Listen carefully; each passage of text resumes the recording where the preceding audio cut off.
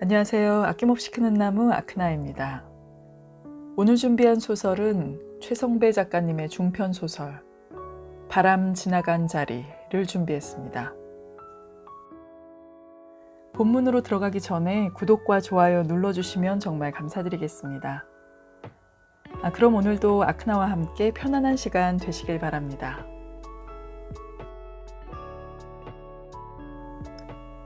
아침이 되어도 남자의 하루는 달라질 것이 없었다.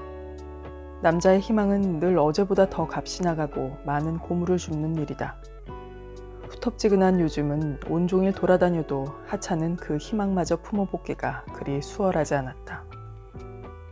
경제가 불황의 늪으로 빠져들수록 버리는 건 줄어들었다. 고철은커녕 종이 상자들도 그리 쉽게 눈에 띄지 않는 탓이다. 기껏 해보아야 빌딩 뒤편이나 아파트 빈터에 너더분하게 버려진 신문지, 넝마 따위였다.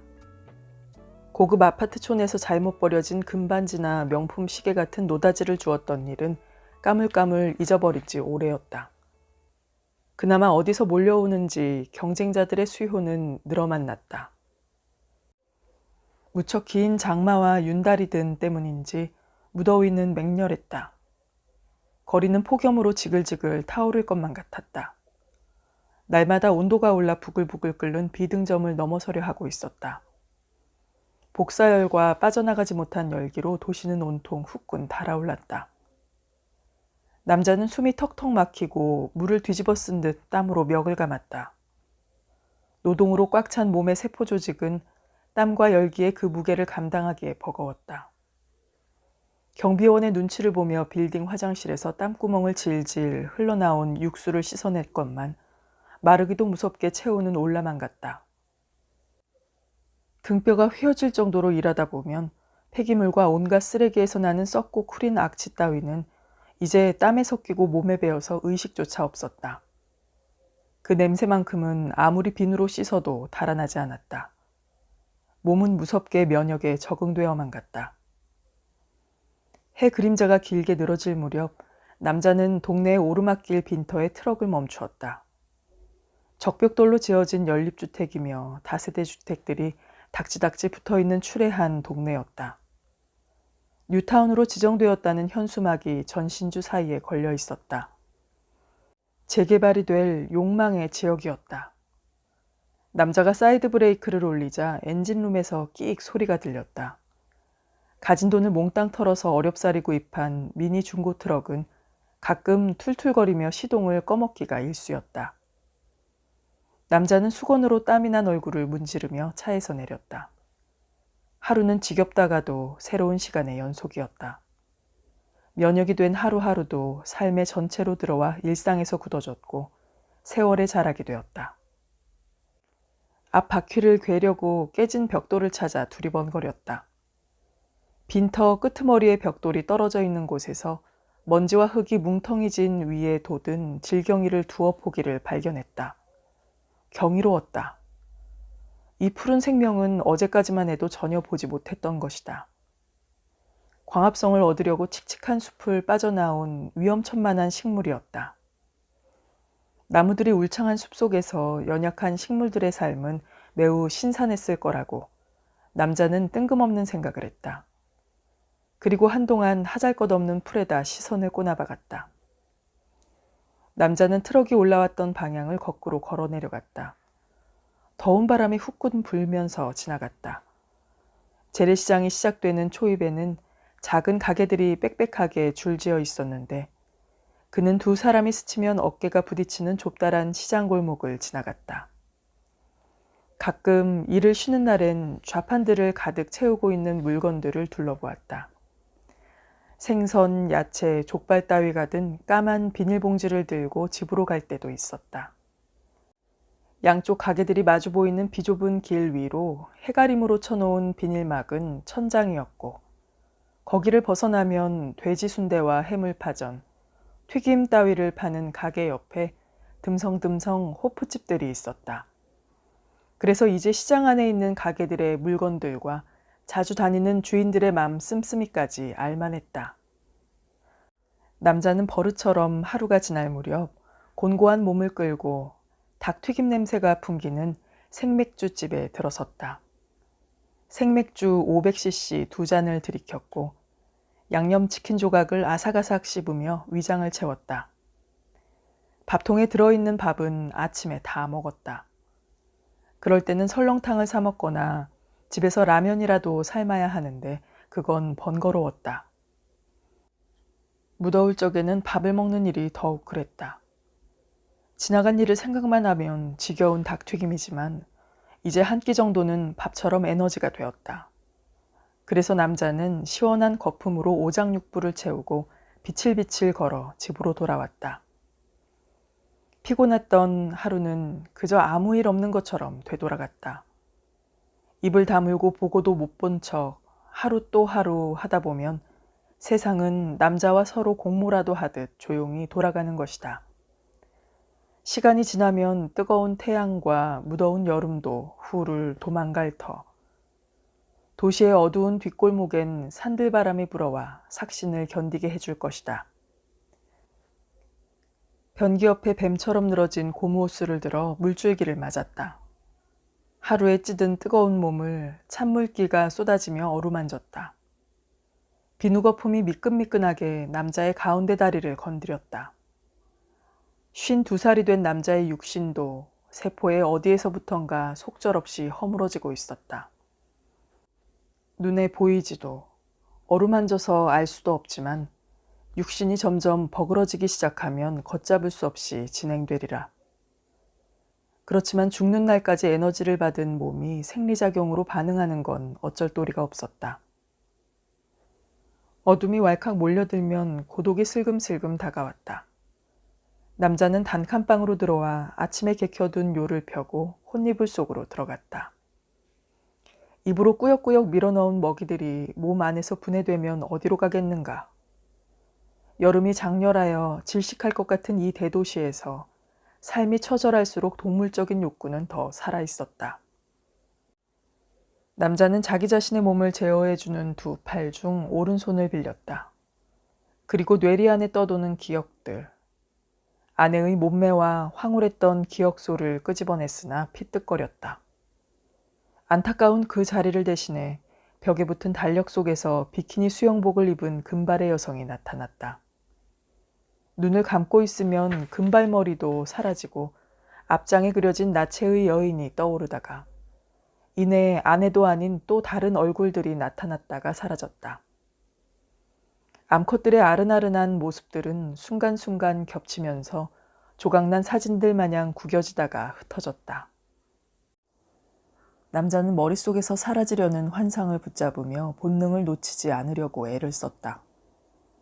지를 대신하여 거칠어진 손가락들이 용두질하면서 여자의 환영을 만나고 안타까운 현실을 헤맸다. 쾌감의 본질은 무엇일까? 고안에 정액이 고이고 만유의 씨앗이 섞인 그 누런 찌꺼기는 몸 밖으로 나가야 했다.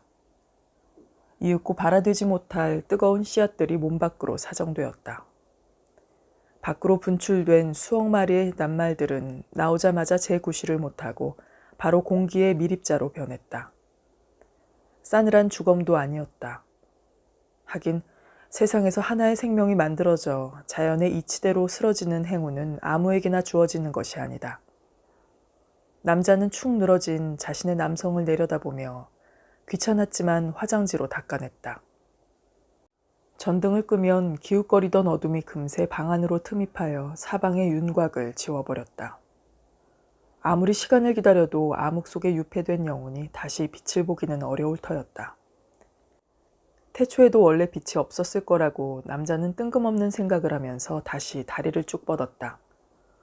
어디선가 앵앵 소리가 나더니 종아리가 가려웠다. 기분 나쁘게 모기한테 한 방을 물렸다. 손톱을 세워 물린 부분을 박박 긁었으나 쉬이 아물어지지 않았다. 남자는 눈꺼풀이 내리감기는 와중에도 내일 할 일이 떠올랐다. 새벽에 일어나면 현대 아파트 상가 A동과 B동 사이에 버려져 있을 종이 상자를 수거한 다음 또 다른 아파트로 달려갈 생각이었다. 재개발 구역으로 고시된 그 아파트가 내일부터 철거 작업에 들어갈 거라는 소식을 곰보에게 귀뜸받았기 때문이다. 살아 움직이는 몸은 돈 한 푼에도 멍이 들 만큼 그를 째째하게 만들었다. 째째하다 보니 일 자체가 몸에 흡수되어 자꾸 그 속으로 빠져들었다. 그의 눈에 비친 모든 사물은 거의 돈으로 환산되었다. 종이상자 몇 장이면 무게는 얼마나 가며 시세로는 얼마라는 금액을 계산기로 두드려 보지 않아도 알 정도였다. 동사무소 한쪽에 묶어놓은 폐지뭉치를 차에 싣다가 파출소에 인계되었는가 하면 식당 앞에 놓아둔 부탄가스통을 버린 것으로 잘못 알고 집었다가 절도범이 될 뻔한 적도 있었다. 여자는 구석진 곳에 놓인 냉장고 안에서 술안주 재료들을 꺼냈다. 땅콩과 마른 오징어 따위는 물론 과일들도 있었다. 그러한 물건들은 여자가 시장에 들러 직접 골라 사가지고 왔다. 때로는 고용된 여종업원에게 심부름을 시킬 경우도 있었다. 무더운 여름엔 매상이 뚝 떨어졌는데 양주를 마시던 단골 손님들이 주로 병맥주를 마시거나 숫제 얼굴조차 내밀지 않았기 때문이다. 특히 휴가철엔 아가씨와 자신에게 치근덕대던 손님들마저 뚝 떨어졌다. 카페는 간선도로에서 골목으로 들어간 중간쯤에 있었다. 김밥집과 치킨집을 지나 노래방이 있는 빌딩의 1층. 유리문에 파란 네온 글씨가 표시된 이름, 겨울나그네. 슈베르트가 무더위에 방황하는 손님들을 유혹하기에는 술집의 규모가 너무 작았다. 그렇지만 문을 열면 은근히 공간을 비치는 조명등과 시원한 에어컨 바람이 먹이 사냥으로 하루를 지친 취객들을 꼬드겼다. 수십 개의 양주병들이 벽에서 여러 가지 빛을 반사했는데 출입문 옆에는 손님 서넛과 여종업원이 맥주를 마시고 있었다. 냉장고의 문을 닫고 일어서던 여자는 출입문을 바라보았다. 키가 훤칠한 사내 한 명이 문을 열고 들어오면서 안을 휘휘 둘러보더니 바텐더 테이블 앞 키 큰 의자에 올라앉았다. 테이블이 5분인 홀 안에는 CD로 복제된 조용필의 목소리가 킬리만자로의 표범을 부르고 있었다. 혼자세요? 여자가 양주병이 놓인 선반 아래로 다가와 사내에게 호기심 가득한 눈웃음을 흘리며 착 가라앉은 목소리로 물었다. 방금 나온 그 노래 다시 들을 수 없나요? 라고 사내는 음악 CD가 가득 들어있는 진열장을 눈으로 가리키며 물었다. 킬리만자로의 표본 말이에요? 사내는 테이블에 놓인 메뉴판을 대충 뒤적거리더니 병맥주와 과일 안주를 시켰다. 여자는 다가와 맥주를 유리잔 입술 부분까지 차도록 따랐다. 사내는 아무 말 없이 맥주를 마시다 말고 여자에게 한 잔을 권했다. 그러자 사내에게 강렬한 눈길을 주며 맥주를 마시던 여자는 음악을 너무너무 좋아하시나 봐요. 베토벤도 있고 모차르트도 있어요, 우리 카페에. 갸름한 얼굴이 긴 목에 돋은 긴 머리의 여자는 반듯한 콧날처럼 군살 없이 길게 뻗은 몸매였다. 검은 블라우스에다 하얀 바지를 걸친 여자에겐 손님이 돈이었고 밥이었고 동반자였다. 그렇다고 카페로 모여든 모든 손님이 여자의 마음속으로 다 들어앉은 건 아니었다. 가끔 여름 소나기처럼 지나가는 사내들이 있는가 하면 아련하게 떠오르다가 잊어버린 사람도 있었고 진눈깨비처럼 질척거리며 귀찮게 하는 놈도 있었다. 처음부터 개슴츠레한 눈빛으로 끈끈하게 달라붙는 수컷들도 있었다. 그러나 뭐랄까 그들은 짐승 수컷의 본질을 지녔으되 접근해오는 방법은 제각각 달랐다. 서당계 3년이면 풍어를 읊고 식당계 3년이면 라면을 삶을 줄 안다고 했던가. 술장사 4년쯤 되니까 손님들의 외양을 대충 훑어만 봐도 집히는 느낌이 있었다. 가끔은 무기력한 허무감이 맹목적으로 그녀를 꼬드겼으나 용케 떨쳐왔다. 살아오는 동안 어떤 형태로든지 사는 일은 늘 그랬다.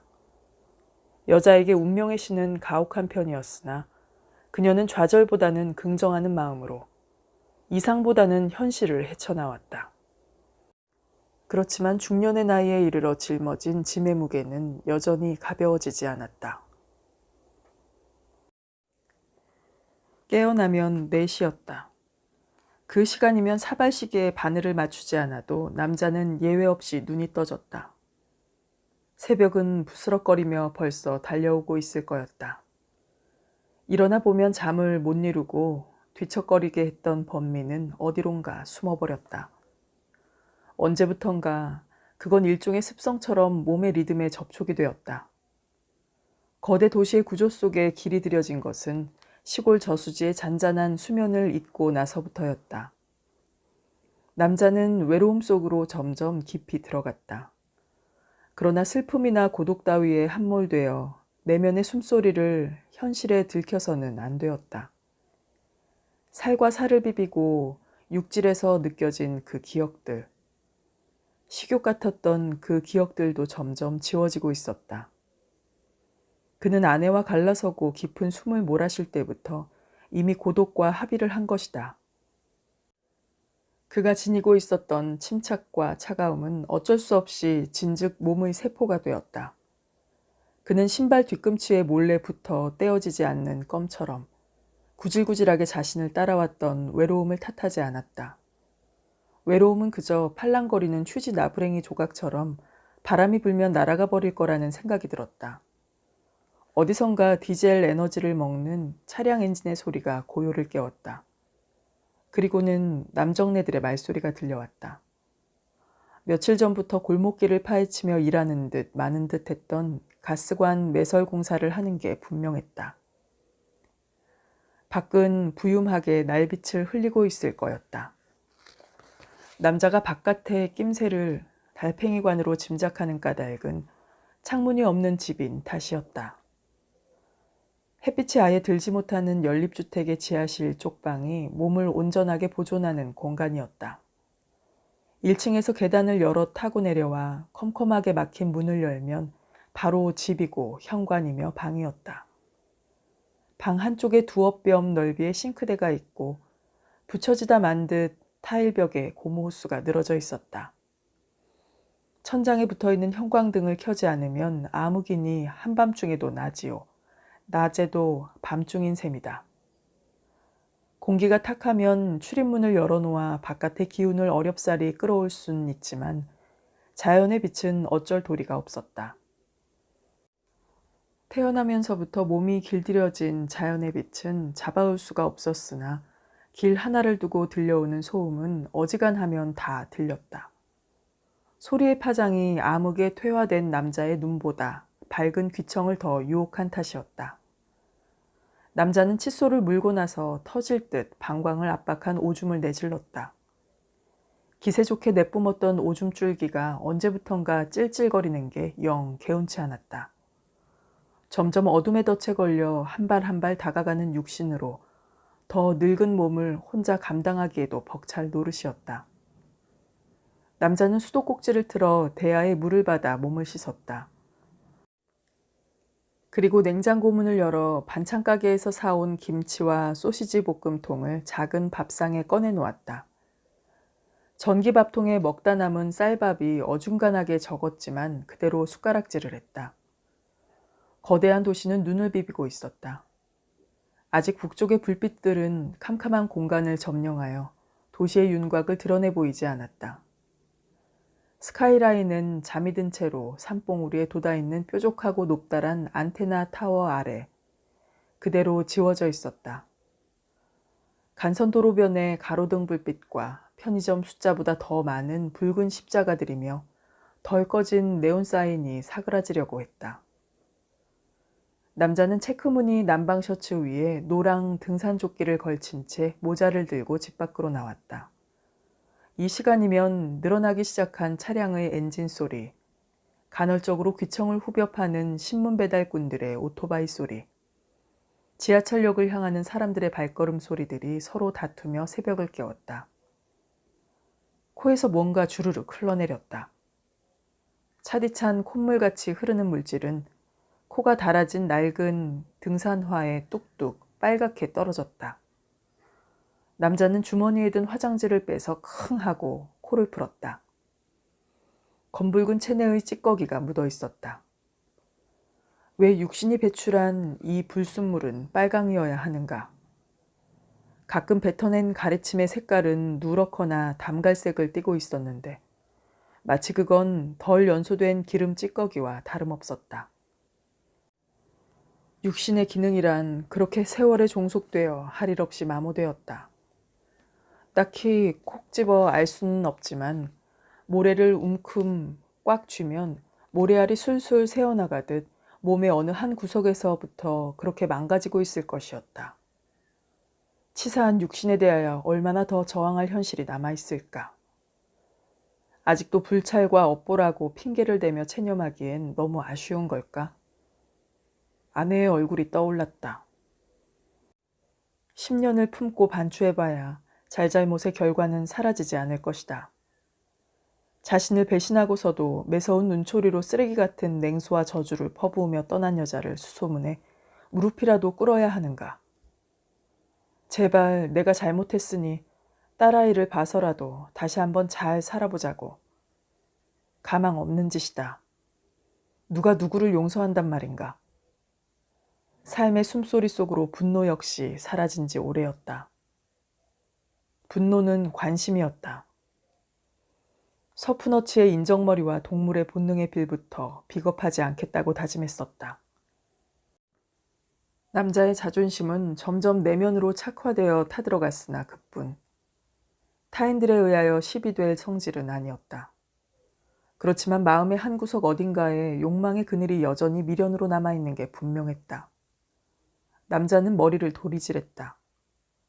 아직도 뇌쇄된 자기 자신이 너무나 미워졌다. 그건 자신 안에 숨어있는 간사한 승냥이의 그림자에게 휘둘리는 꼴이었다. 한파나 태풍이 지나간 뒤에 세상의 하늘은 티없이 맑고 푸르렀지만 인간에겐 고통이 지나가면 마음은 더없이 무거움만 남았다. 차라리 그 환양기 있는 년을 흉기로 푹 찔러버리고 감옥소에 들어갔더라면 어땠을까. 그렇다면 딸아이가 어른이 되어 애비를 더럽고 파렴치한 놈이라고 그럴까. 아닐 것이다. 애비를 이해하지 못한다고 해도 아주 나쁘게 생각하지는 않으리라.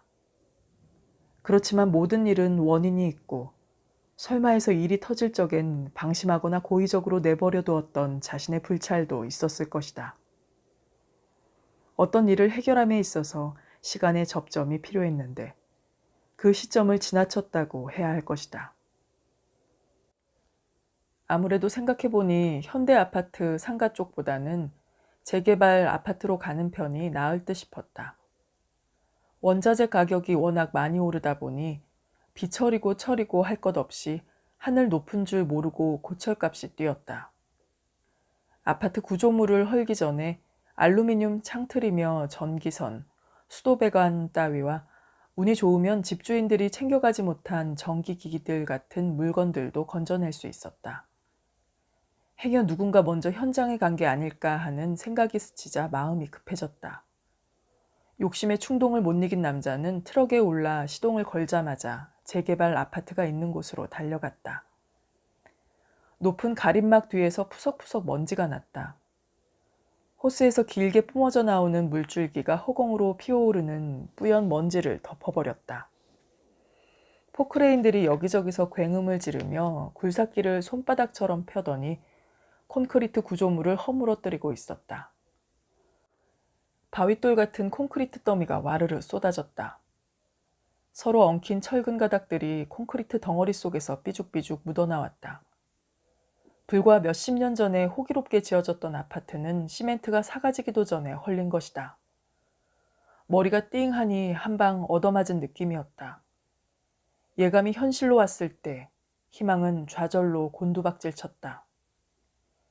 재개발 아파트들이 몰골사납게 폐허로 변하는 순간에도 이득을 얻은 자들이 있다는 게 거대 도시의 속성이었다. 곰보가 잘못 알았거나 역정보를 흘려서 골탕을 먹게 한 것이다. 포크레인들이 난장판을 만들 지경이면 고물장들이 벌써 일주일 전쯤 일을 끝냈다고 봐야 했다. 이럴 줄 알았더라면 차라리 현대아파트 상가 쪽으로 나갈 걸 목표를 잘못 설정한 것이다. 지금 현대아파트 상가로 간다 한들 시간이 훨씬 지났으므로 할인마트에서 버렸을 종이박스는 이미 다른 사람이 실어갔을 게 뻔했다. 월요일이었고 비가 오고 있었다. 그런 날에는 손님이 별로 들지 않아서 종업원 아가씨도 쉬었다. 오토바이를 타고 온 중국집 종업원이 냉장고 밑으로 밀어넣은 우동 그릇을 찾아간 후로 사람 그림자는 얼씬거리지도 않았다. 여자는 안개꽃이 든 화병에 물을 갈아주고 진열장 속의 얼음통들을 닦아서 차곡차곡 놓아두었다. 세찬 빗줄기가 내지르는 소리를 들으며 여자는 자신도 모르게 콧노래를 불렀다. 그건 무연히 뇌리에 스친 슬픔이 불러오는 소리였다. 그리고 CD 장식장에서 최진희의 꼬마 인형을 찾아 오디오 입에 밀어넣었다. 여성 가수의 허스키한 목소리가 울먹이며 떠나간 사내를 그리워하고 있었다. 노래에 겹쳐 얼굴의 윤곽도 흐릿한 모습으로 아슴푸레하게 떠올랐다. 누군지 알 수 없었다. 헤어진 딸아이의 아빠도 아니고 오래전에 죽은 그분도 아니었다. 겨울 나그네. 카페 유리문에 붙은 파란 네온사인 글자들 위로 빗방울들이 튀기며 번쩍거렸다. 슈베르트의 외투자락은 눈발이 휘날릴 때에야 제격이었다. 늦은 밤에 손님들을 내보내고 혼자 앉아있을 경우 가게는 낡고 휑한 공간이었다. 빗물은 점점 많아져 유리문을 타고 줄줄 흘렀고 여자는 문득 슬픈 꿈처럼 고즈넉한 저수지 둑길에 딸아이와 함께 걸었던 일을 기억해냈다. 집은 저수지를 돌아서 언저리에 낮게 자리를 잡고 있었다. 그 아이가 무럭무럭 자라서 자기보다 더 큰 아가씨가 되었고 이제는 갈등의 씨앗이 되었던 것이다. 그때 누군가 문을 열고 불쑥 들어섰다. 그 사내였다. 우산도 없이 비를 잔뜩 맞아서 회색 신사복이 후줄근하게 젖었다. 여자는 마른 수건을 카운터 서랍에서 꺼내어 사내 옆으로 다가갔다. 사내는 여느 날답지 않게 촉촉한 눈빛을 하고 있었다. 훤칠한 사내는 언제나 혼자서 들어왔다. 그리고 한동안 아무 말 없이 음악을 들으며 병맥주 몇 병을 마시다가 슬며시 사라지곤 했다. 카드를 긁지 않고 현금을 척척 내는 사내를 여자는 주의 깊은 눈으로 보았다. 카페에 온 손님 중에는 간혹 매너가 넘치는 척 은근슬쩍 신사처럼 폼을 잡다가 수컷의 정체를 무식하게 드러내는 사내들도 있긴 했다. 그렇다고 종업원 아가씨에게 팁을 듬뿍 주는 것도 아니고 값비싼 양주를 자주 마시는 편도 아니었다. 아직은 그런 쪽으로 분류되지 않은 사내였다. 오늘은 아무래도 맥주보단 양주가 더 나을 것 같은데요. 아무거나 하죠 뭐. 아참, 잘 됐네. 저번에 내 친구들이 와서 마시다가 남긴 술이 있어요. 여자는 양주잔에 남실거리도록 술을 따랐다. 사내는 여느 때와 달리 마치 갈증이 난 것처럼 연거푸 2잔이나 개걸들린 사람 마냥 쭉 마셨다. 그러더니 불타는 듯한 눈빛을 거두며 느닷없이 여자를 와락 껴안고 입술을 더듬어 빨았다.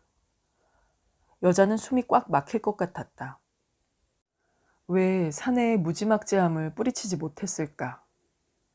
아무리 술 장사를 했어도 이상하게도 몸과 마음이 유리된 이런 일은 별로 없었다. 사내의 행동은 대담하게 실이 남이 되어버린 남편과는 전혀 달랐다. 쭈글쭈글한 대추마냥 키가 작고 수줍었던 그 남자. 씨앗 하나를 휙 던지고 헤어진 그 남자. 세월은 알지 못하는 사이에 얼마만큼 사가버렸는데 이제는 사무치는 그리움이라든가 추억의 허전한 그림자라든가 그런 것들은 꺼져버린 비눗방울같이 되었고 만약에 남자가 막연하게 찾아오거나 행여 손짓을 한다고 해도 기다리는 일 따위는 없으리라고 굳게 마음을 먹은 지 오래였다. 그렇지만 마음이 힘들고 허전할 때면 성깔머리가 밴댕이 속보다 좁은 남자는 아이의 아빠로 여자의 뇌리를 스쳤다. 비가 멎었는지 갑자기 바깥에서 왁자지껄한 소리가 들렸다. 자주 오는 골프팀 패거리가 분명했다. 손님들이 자리를 잡고 있는 사이에 여자는 술과 안주를 준비했고 사내는 혼자서 남은 술을 홀짝홀짝 마시더니 슬그머니 사라졌다. 공휴일이었고 늘어지게 늦잠을 잤다. 웬만하면 손님에게 번호를 잘 알려주지 않은 휴대전화의 벨이 울려서 눈을 떴다. 오늘 가게 쉬는 날 맞죠? 나도 특별한 일 없는데 계획 있어요? 아니요. 지금 우리 만납시다. 왜 우리가 만나야 하죠? 어, 전 지금 작업을 거는 중인데 그래도 잘 모르시겠어요? 사내는 탱탱하게 바람이 잔뜩 든 풍선처럼 헛심을 돋우는 말로 억지를 부렸다. 거절하고 말고 할 것도 없었다. 여자는 가급적 자신의 말을 삼켰다. 그건 시치미를 뚝 떼며 사내의 의도를 은근히 부추기는 짓거리였다. 하긴 돈 냄새를 살짝 풍기는 욕정적인 사내들만 여자에게 꼬이는 건 아니었다. 그래요. 알았어요. 여자가 약속 장소로 걸어왔을 적에 사내는 승용차를 타고 여자가 사는 동네 첫 주유소에서 기름을 넣고 있었다. 이야, 정확하시다. 나는 우리 사장님이 거절할 줄 알고 얼마나 마음이 조마조마했는데. 사내의 소나타 승용차 안에서는 CD가 트럼펫을 불었다. 여자는 조수석에서 발을 까딱거리며 바깥을 내다보았다. 흐린 하늘 아래 야산과 들판은 짙푸른 파스텔로 칠해졌고 강물은 하얗게 흘렀다. 강물을 따라서 거슬러 올라가는 오른편으로 라이브 카페들이 모여 있었고 더 멀리 가다 보면 모텔들이 띄엄띄엄 자리를 잡고 있었다. 물이 보이면 마음이 차분해져요. 옛날에 살았던 집 앞에는 커다란 저수지가 있었거든요. 좋은 전원주택이었던가 보다. 사계절 어느 때나 경치가 좋았는데 바쁘게 살 때는 그걸 못 느꼈어요. 사내는 트럼펫이 연주하는 해변의 길손을 따라 휘파람을 불며 주차장으로 들어섰다. 차 안에서 서로 승강이가 있었지만 이내 서로 입을 다물었다. 더블 침대가 작아 보일 만큼 넓은 방은 강 연안과 바짝 붙어 있었다. 여자가 커튼을 제키고 베란다에 붙어있는 유리문을 열자 정체 모를 하얀 영혼들이 뭉게뭉게 달려들었다. 안개였다. 어느 먼 곳에 산들이 모여있는 시원으로부터 물결은 안개를 뿜어내며 쉼없이 흐르고 흘렀다. 그들은 먼저 누구랄 것 없이 서로 힘껏 껴안았다. 육신의 반응은 묘했다. 이질적인 몸과 마음이 어떤 때는 싸우지 않고 이해하는 것처럼 슬며시 서로 양보했다. 그랬을 적에 몸과 마음은 야합했다. 원한다고 다 얻어지는 건 아니었지만 원치 않아도 우연의 틀 속으로 들어갈 때가 있었다.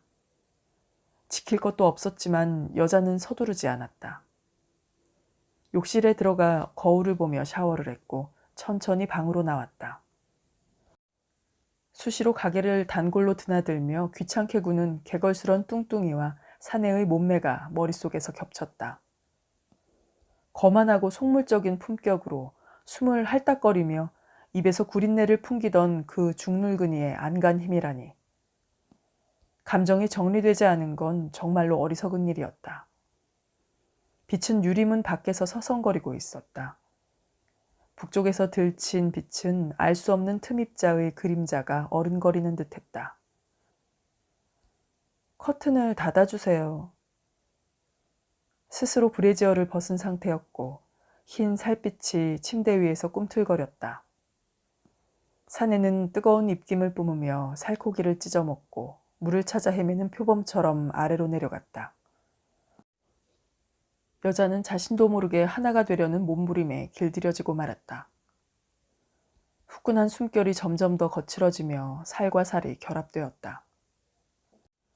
거친 호흡 소리가 이글거리는 용암이 분출되기 직전의 고요로 밀려왔다. 얼었던 몸이 뜨거운 물속에서 무너지는 느낌이었다. 욕망이 견딜 수 없도록 한계에 다다른 막바지에서 여자는 두 팔을 사내의 목에 세게 감았다가 휘어진 허리로 절정을 향해 긴 신음소리를 질렀다. 부르르 떨린 신경의 고압선은 머리에서 발끝까지 감전시키며 정신이 멍멍해지도록 온몸을 이완시켰다. 욕망이란 그토록 무서웠던 것인가. 마음이 가면 몸도 따라가기 마련이었다. 그 순간만은 상대방이 남편도 사내도 그동안 스쳐 지나간 그 어떤 누구도 아니었다. 또 다른 자신의 그림자였거나 몸의 일부였다.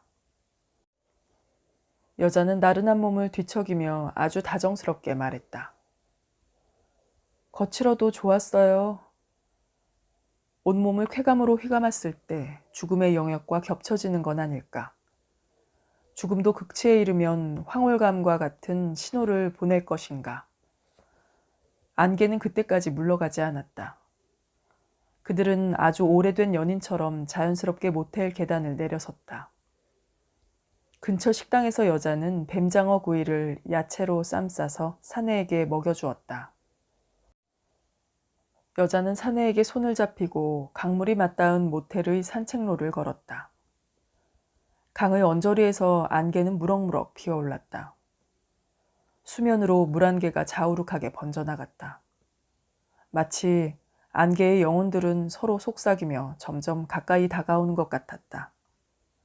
습기는 안개의 추동력이었고 햇볕은 안개의 저승사자였다. 안개는 더 가까이 밀려왔다. 사냐는 안개로 지워져 형태조차 보이지 않았다. 여자는 문득 오래전 거성산이 내려다 보이던 저수지에 피어오르는 안개가 생각났다.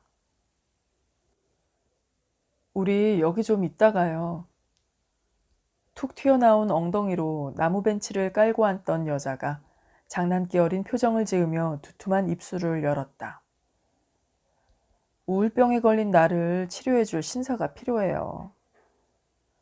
혼자 사는 일 자체가 자유 아뇨? 어떤 누구에게도 구속되고 싶진 않아요. 그건 나도 마찬가지. 다른 기러기 아빠들처럼. 돈 많이 있으면 오히려 더 홀가분하지 않아요? 집사람과 딸의 얼굴을 본 지가 오래라. 가끔 보고 싶을 때가 없다면 거짓말이겠지. 오래 떨어져 있다 보니까 부부가 무촌이고 타인이라는 말이 생각납니다. 싸워도 가까이 있어야 부부인 게지. 몸이 멀어지면 마음도 멀어진다는데. 간절한 말일까? 사내는 언젠가도 술을 마시며 똑같은 말을 했던 걸 기억하지 못하고 그대로 되풀이했다. 그런데 왜 불현듯 생각하기도 싫은 좁쌀만한 그 남자가 떠올랐을까? 알 수 없었다. 여자는 눈을 돌려 강을 내려다보며 뇌리에 흐르는 남자의 모습을 억지로 지웠다. 그리고 손을 까딱거리며 조심성 없이 게임 같은 말장난으로 사내의 형편을 낱낱이 들었다. 은밀한 과거 이야기가 풀어지기 시작한 것은 긴 입맞춤이 있고 나서였다. 남편은 의처증이 있었죠. 남편은 병적일 정도로 너무나 내게 집착을 했어요. 술만 마시면 날뛰고 나를 죽이지 못해 안달이었어요. 결국 잦은 손찌검 때문에 헤어지고 말았죠. 하긴 남편을 알기 전에 어떤 분을 만난 적이 있어요. 지금은 죽고 없지만 40이 넘었던 그분은 내가 여자라는 걸 알려주었다는 거. 부인이 가끔 도시락을 가지고 회사에 찾아올 정도로 금실이 좋았죠. 그때 난 제품관리 직원이었고 미스였어요. 유부남을 좋아하게 되었다는 사실이 무척 부담스러웠지만 순수한 감정을 지키면 괜찮을 거라는 믿음이 얼마나 어린아이 같은 생각이라는 건 훨씬 나중에야 알았으니까. 고통스러운 기억도 오래되면 희미해져요. 저는 태어날 때부터 그런 여자였나 봐요.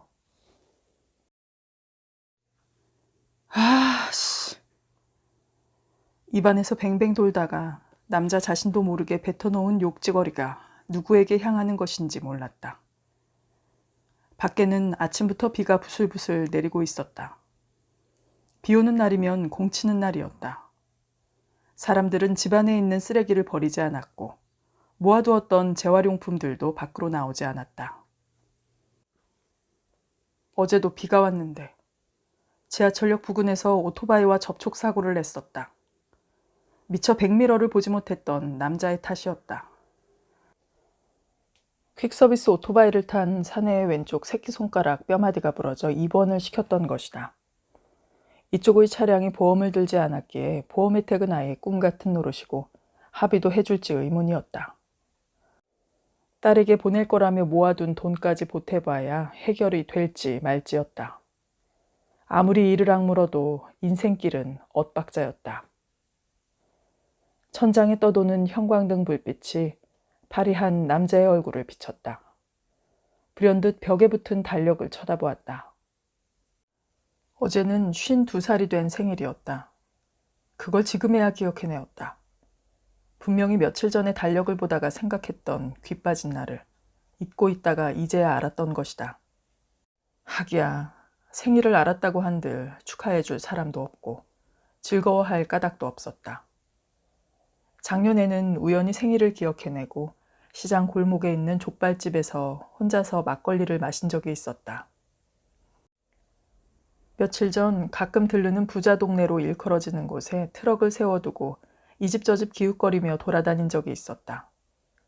원래 그런 부류의 동네는 별 재미가 없었다. 버리는 물건들은 대개 구청 차량이 순회하며 치워버리거나 가까이서 자주 돌아다니는 손수레꾼들의 차지였다. 남자는 어떤 집 앞에서 발길을 멈췄다. 오르막길이 시작되는 저택의 대문이 열려 많은 사람들이 들락날락 하는 데다가 가끔 얼굴을 마주치는 고물장이 동료까지 대문 안에서 탐욕스러운 눈길을 보냈기 때문이다. 동료는 안으로 들어와도 된다는 시선을 턱짓과 함께 남자에게 보냈다. 잘 다듬은 잔디가 넓게 깔리고 굵은 소나무들과 갖가지 정원수가 자연석과 높은 담장을 따라 서 있었다. 수영장과 농구대의 맞은편으로 대리석을 붙인 3층 저택이 사람들을 내려다보았다. 가운데는 연극 무대 마냥 병풍이 둘러쳐져 있고 주인인 듯 칠순 노인이 두루마기 차림으로 태어난 지 얼마 안 되는 딸아이를 안았다.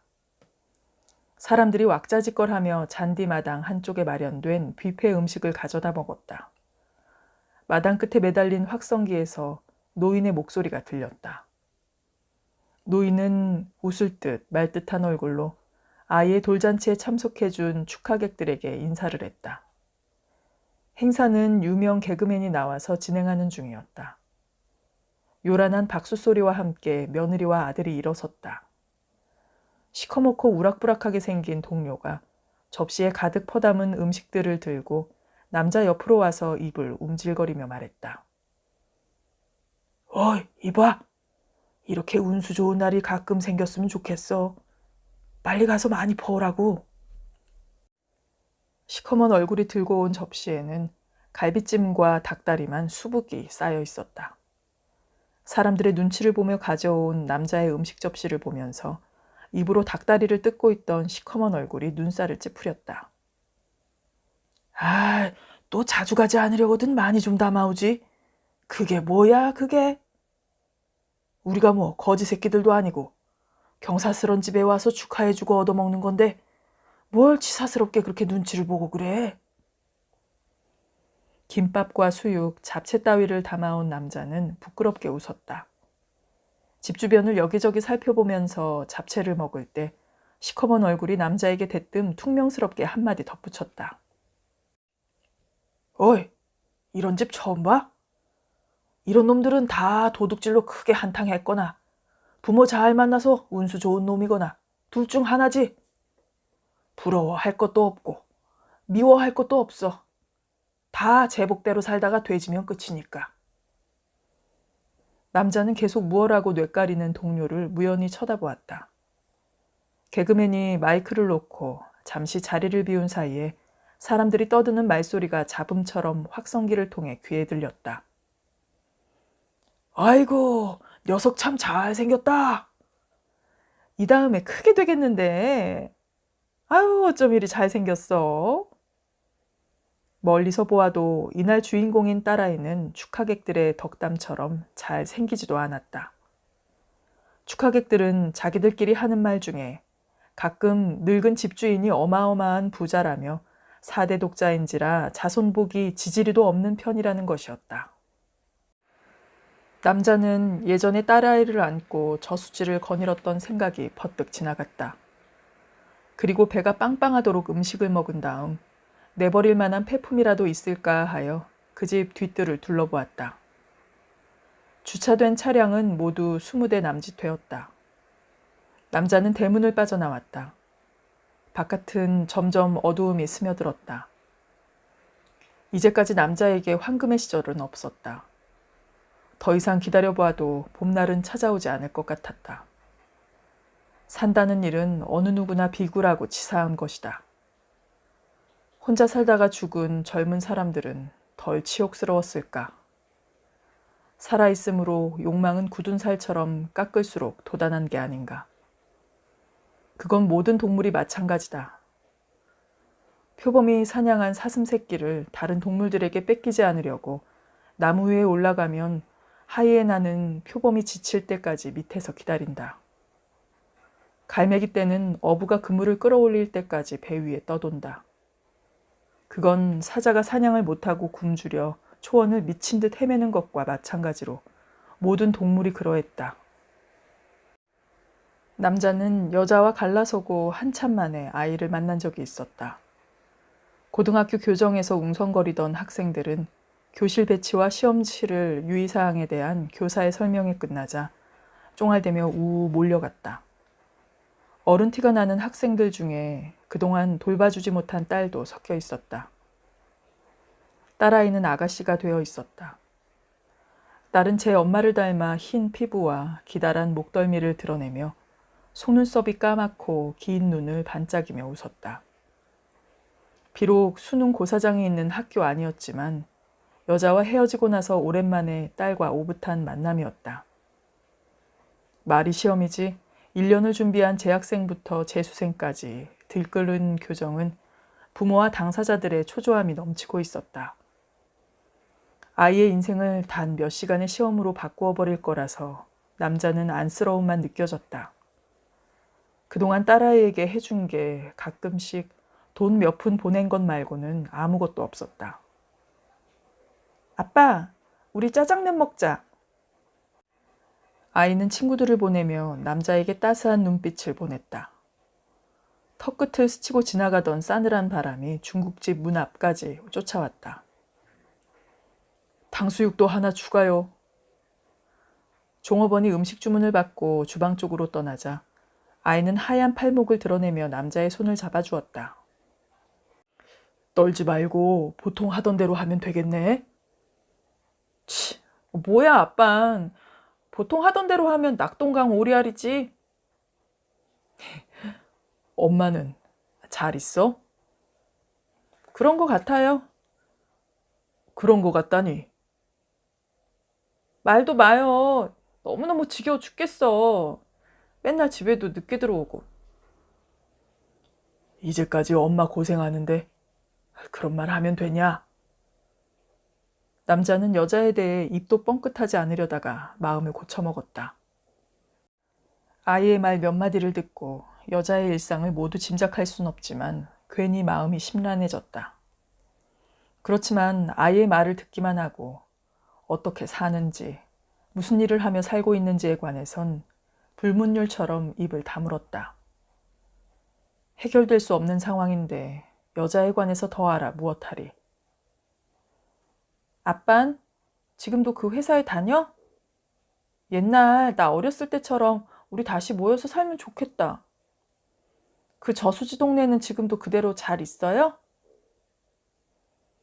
수면으로 가라앉을 추억이 수험으로 긴박해야 할 아이의 뇌리로부터 튀어나왔다. 음식들이 나오지 않았더라면 아이의 말꼬리는 더 이어졌을지도 몰랐다. 그러나 이미 아이는 어른스러울 만큼 가족사의 아픔을 잘 견디고 있는 듯 보였다.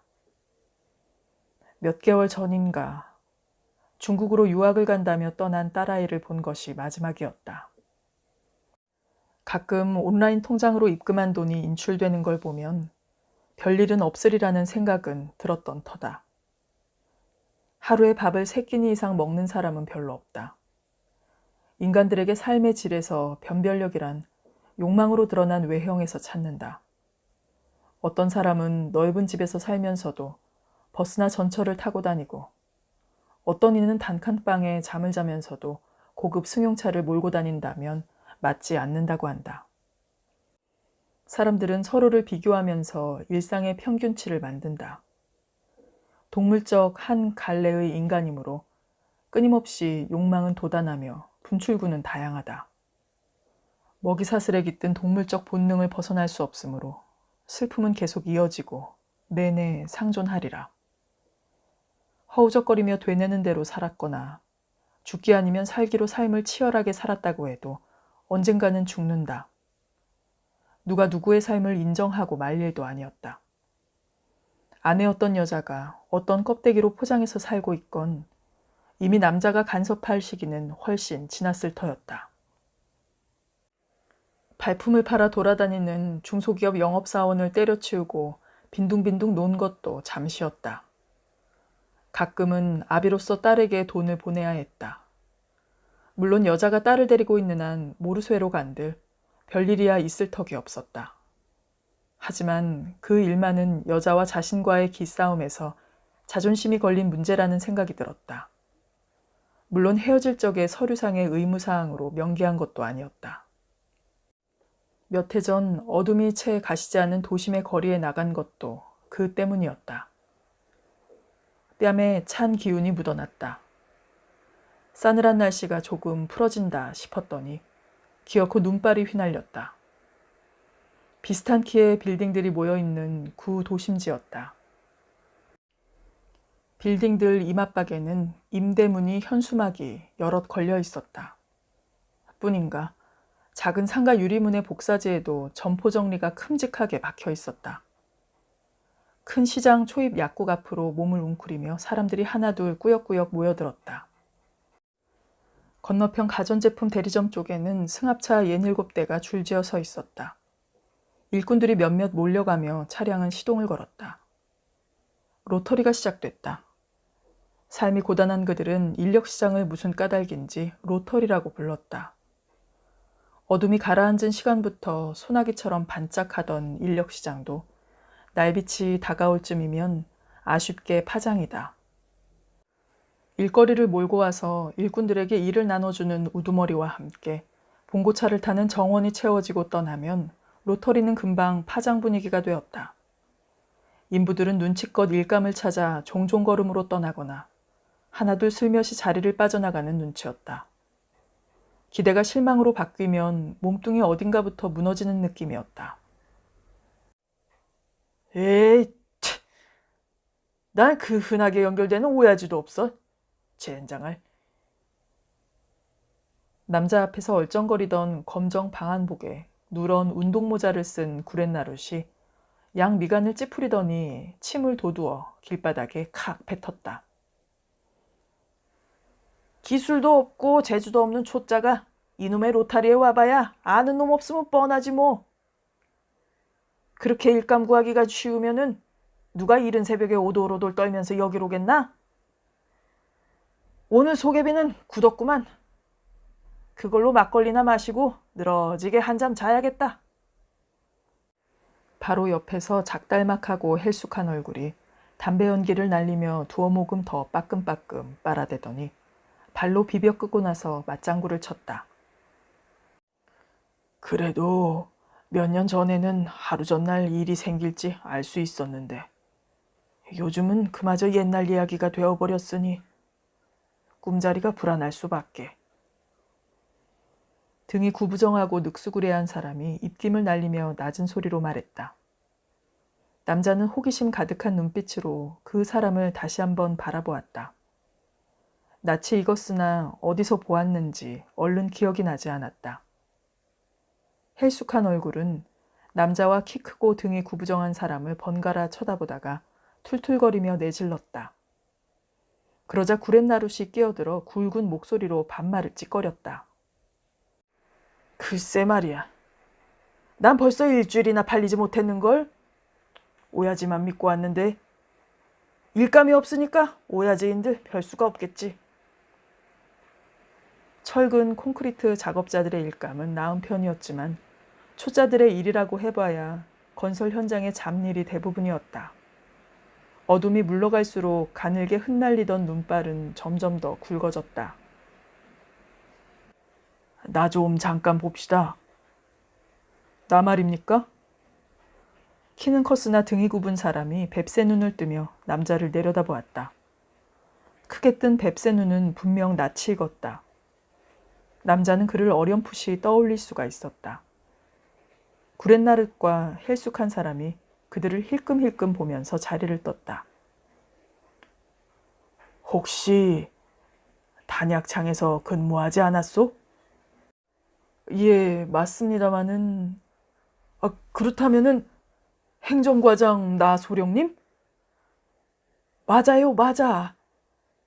큰 키는 얼굴을 붉히며 반갑게 남자의 손을 맞잡았다. 그들은 약국 뒤편 골목에 접어들어 순대국밥집으로 들어섰다. 정말 오랜만이요. 누구더라? 박이상입니다.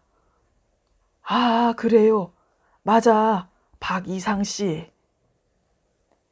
참이슬 한 병과 선지 해장국에 곁들여 고춧가루가 옅게 묻은 깍두기가 나왔다.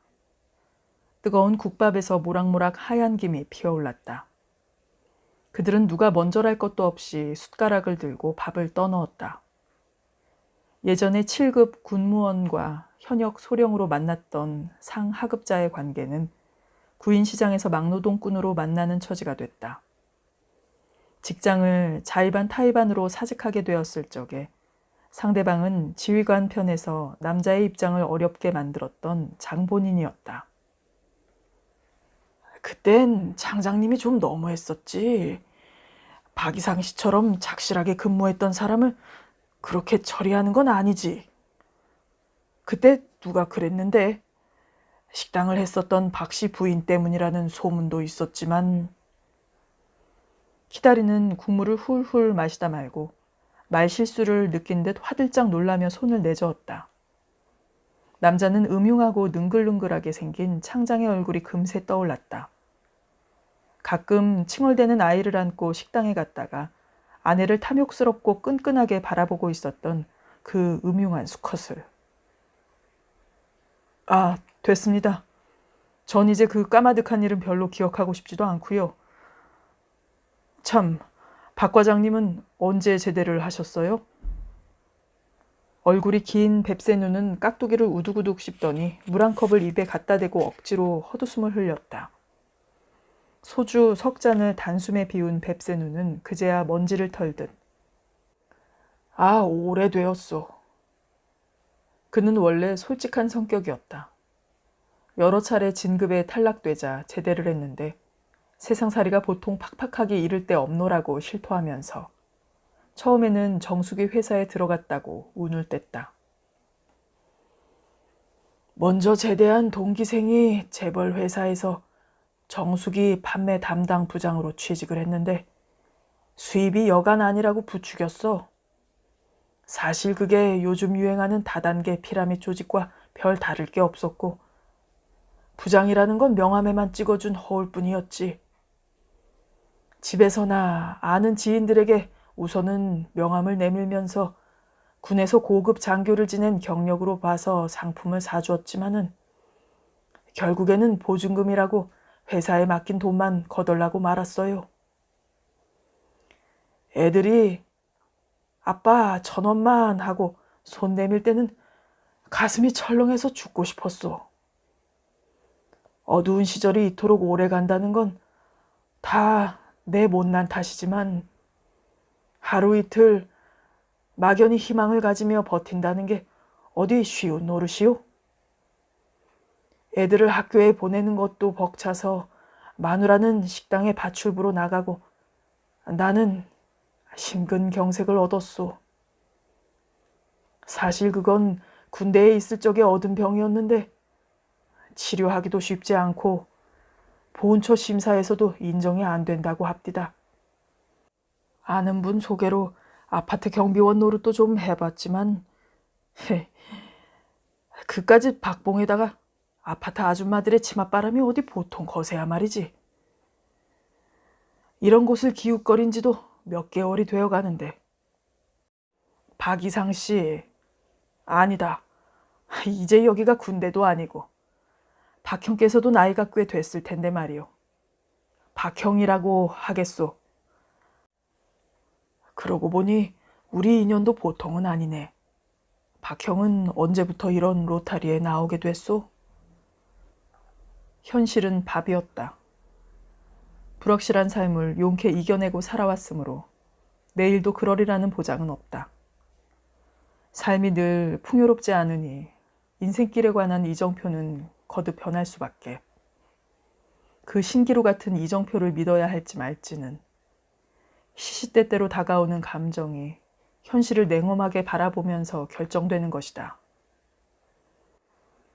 그러나 몸뚱이는 얼마나 간사스러운지 나이가 들어 자신이 감당할 수 없는 일은 이제까지 시퍼런 칼날을 세웠던 적의를 버리고 체념하려 들었다. 체념하는 버릇이 길들여진 까닭은 세상과 화해가 아니라 포기에 가까운 것이리라. 갈수록 자신이 발휘할 수 있는 역량 안에서 움직이며 살아왔다. 너덜거리는 육신의 한계도 얼마 남지 않았는데 기억이 아물아물한 것도 그러려니와 망각이란 얼마나 좋은 일인가. 생애의 뇌리에 기억되는 것 중에 잊어버리고 싶은 기억을 사그리 지워낼 수만 있다면 얼마나 좋을까. 박형도 마찬가지일 거라 생각하오만 인간들의 먹이사슬로 지탱하는 도시에서 어떻게라도 살아보려고 하니까 장난이 아닙디다. 한번 실패해서 추락하면 웬만해선 다시 제자리로 올라가는 일이 천운일 겁니다. 천운이다마다요. 아무튼 이거 여기 로타리도 아주 어렵게 돌아가는군. 내 동기생이 그러는데 차라리 배품 수집하려 다니는 게 훨씬 실속 있고 알짜라고 합디다. 나도 그쪽을 좀 더 알아보는 중이요. 박형도 생각 있으면 한번 알아봐요. 뱁새눈과 헤어지면서 라면 5봉지와 감귤 1,000원어치를 사가지고 집으로 돌아왔다. 남자는 여느 날처럼 전혀 짜증이 나지 않았고 허무의 그림자가 쫓아오지도 않았다. 산다는 일은 어차피 이런 형태의 높낮이가 연속적으로 찾아오다가 그치면 쓰러질 뿐이었다. 마을에는 이름처럼 넓은 저수지가 있었다. 봄이나 가을 아침나절이면 수면 위로 뽀얗게 안개가 뭉글뭉글 피어올랐다. 안개는 어두운 밤에 머리를 풀고 귀신처럼 슬그머니 나타났다. 그리고 사위를 질식시켜 까무러치게 했다가 햇볕이 짱짱해지면 슬며시 사라지곤 했다. 안개 덮일 무렵에는 저수지가 있을성 싶지 않을 정도로 아카시아와 잡목숲이 어우러져 있었다. 안개가 걷히면 저수지의 수면은 언제 그랬냐는 듯 맑은 눈을 뜨고 살며시 다가온 바람을 맞으며 은빛 물결로 반짝거렸다. 저수지의 동쪽으로는 웅장하고 완만한 능선을 지녀 푸른 그림자로 떠있는 거성산이며 서쪽에 질펀하게 널려있는 들녘 한가운데 1번 국도가 지났다. 마을 1, 2와 1위는 서울로 향하는 읍내 변두리 도로가 갈라놓았다. 전쟁 직후에 외국군 방공포 부대가 주둔한 뒤 군인들의 소비 경기로 흥청거렸던 마을은 80년경부터 국군 부대로 바뀌면서 썰렁해지기 시작했다. 외국군을 상대로 장사를 해먹고 살던 주민들은 갑자기 생계의 방향을 잃고 삶이 뒤죽박죽됐다. 거의 10여 년이 지났어도 갈피를 잡지 못하고 막노동이나 인근 중소기업의 공장에서 잡일을 하며 그날그날 목에 풀칠을 하며 살아가는 사람들이 많았다.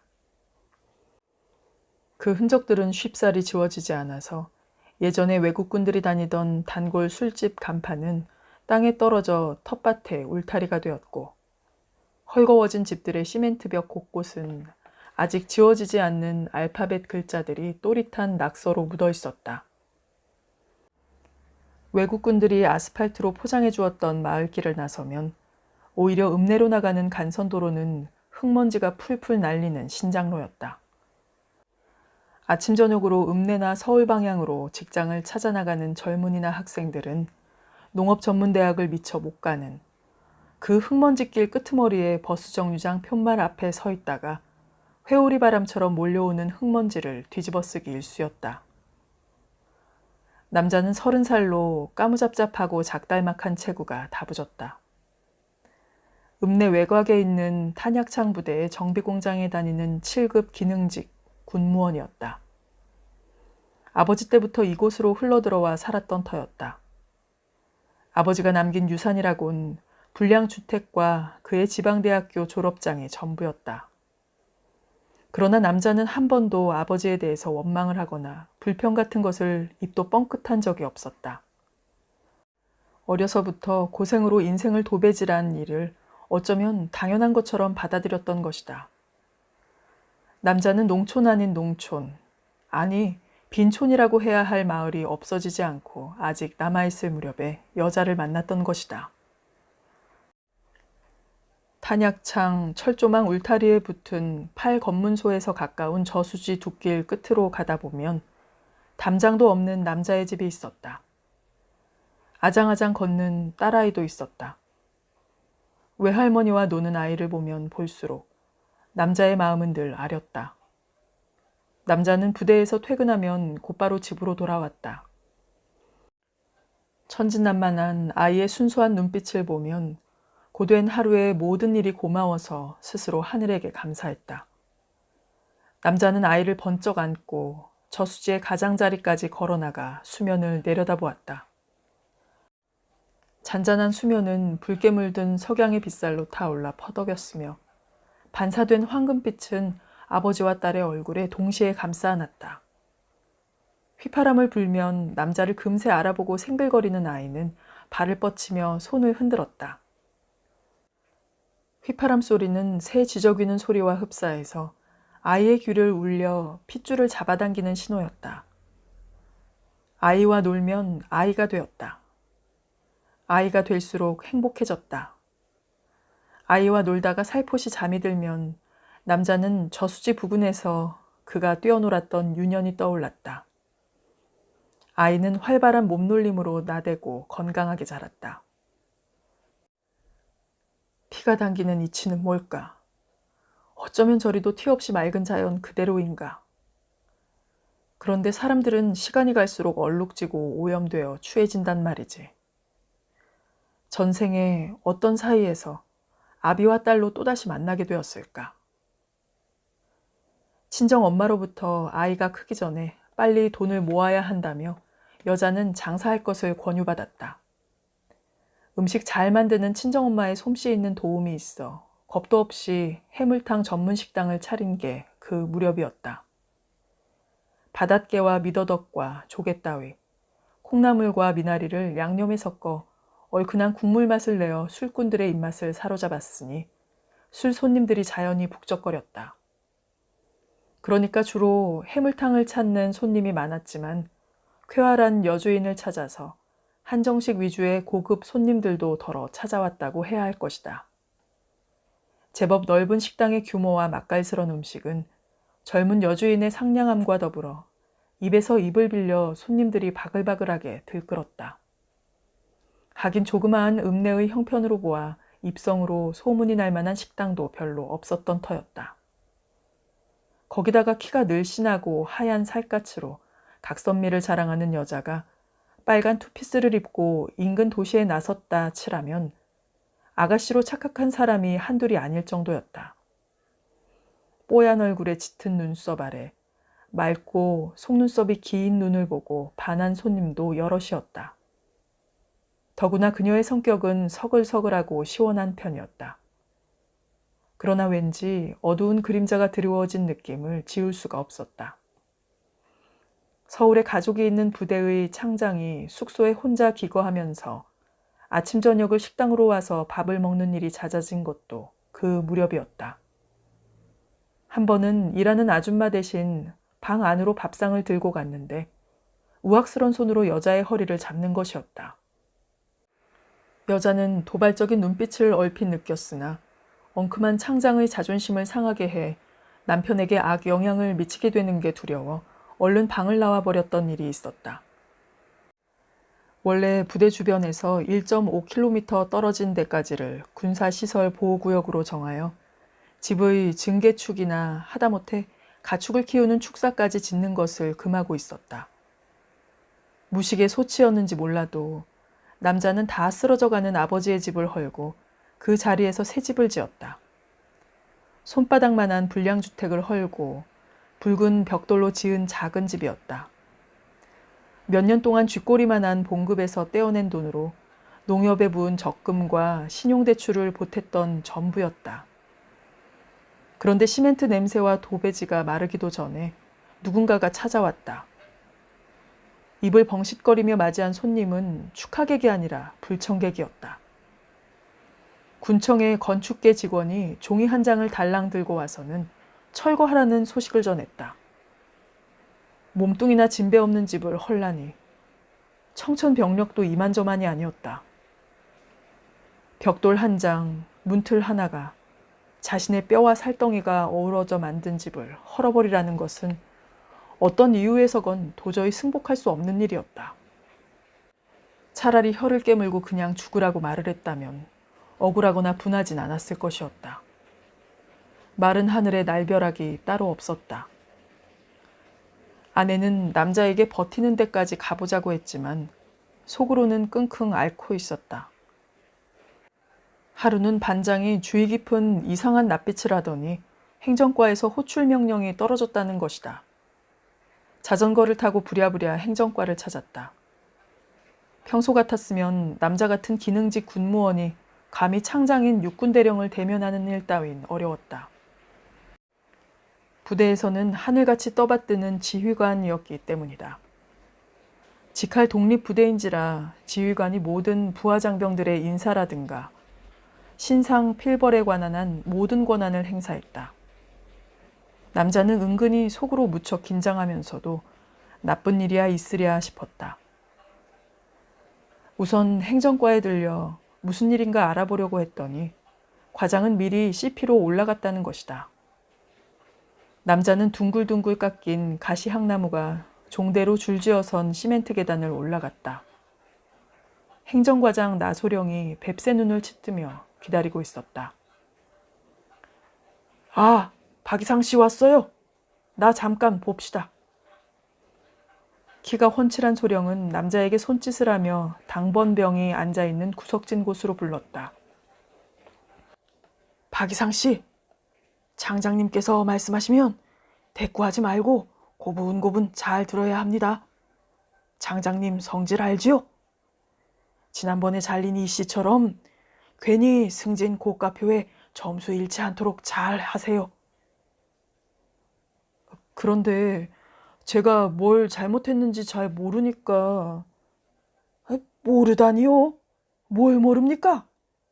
벌써 부대에 그 집 짓는다는 소문이 떠돌아다닌 지가 얼마나 지났는데 시침을 뗍니까? 그 말을 듣고 나서부터 남자는 주눅이 들어 괜히 심장이 퉁퉁 뛰었다. 당번병이 노크를 하며 문을 열어주었다. 창장은 뚱뚱한 모습으로 의자에 앉아 신문을 보고 있었다.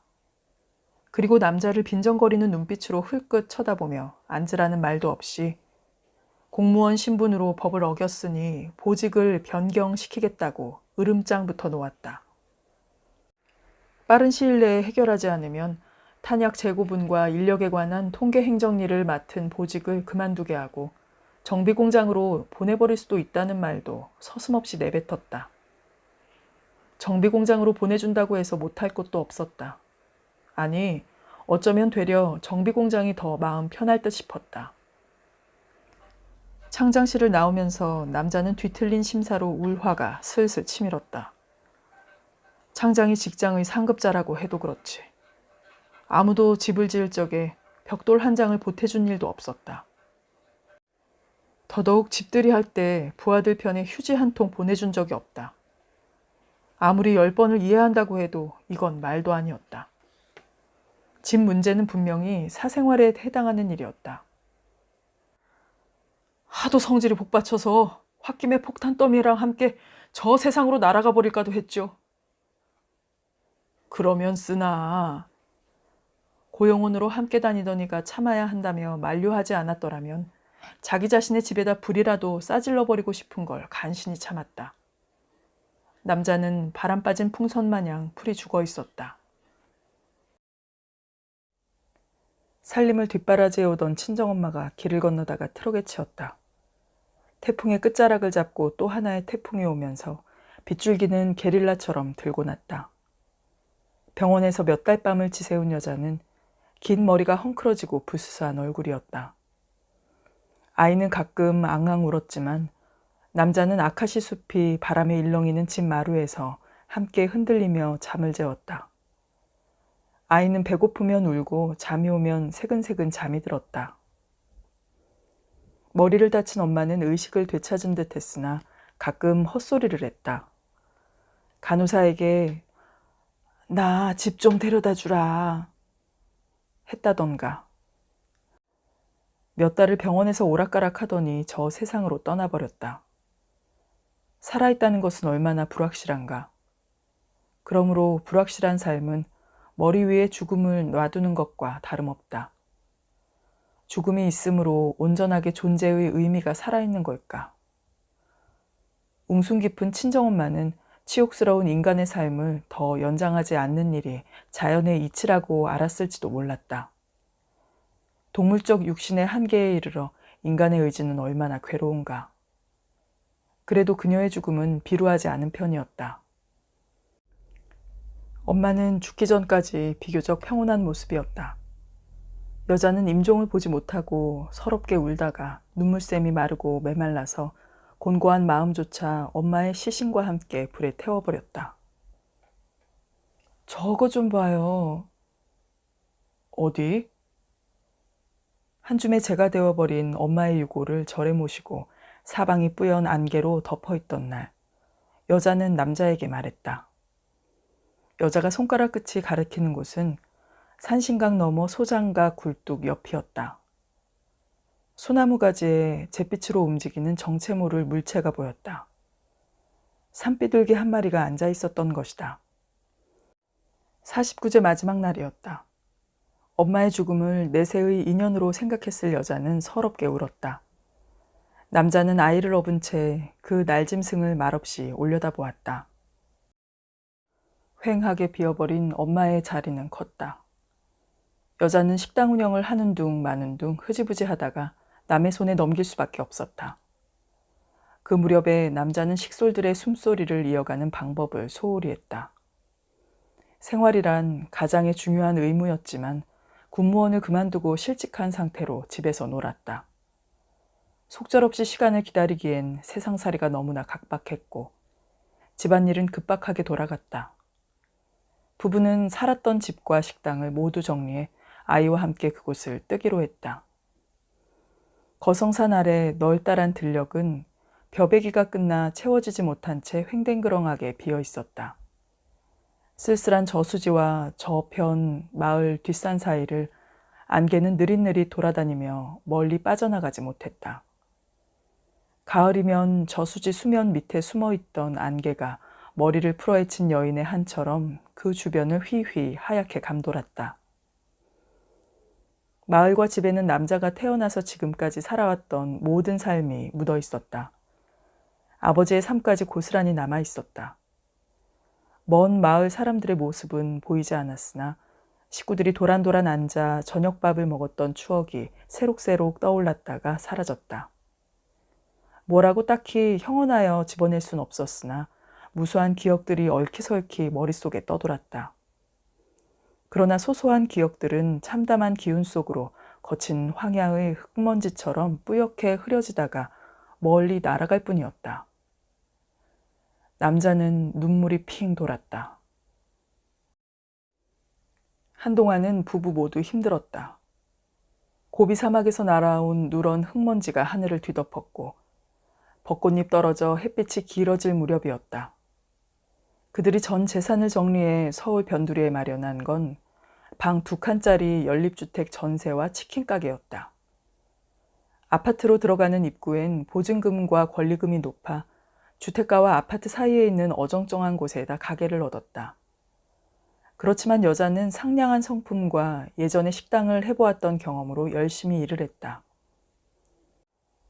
노란색 바탕으로 치장된 가게에서 부부는 식용기름에 찌든 옷을 입었고 남자는 오토바이 배달로 바쁘게 돌아다녔다. 튀김닭 가게에선 튀김 닭다리와 튀김 양념 닭만 파는 게 아니었다. 바늘에 실 가듯 반드시 생맥주를 곁들였다.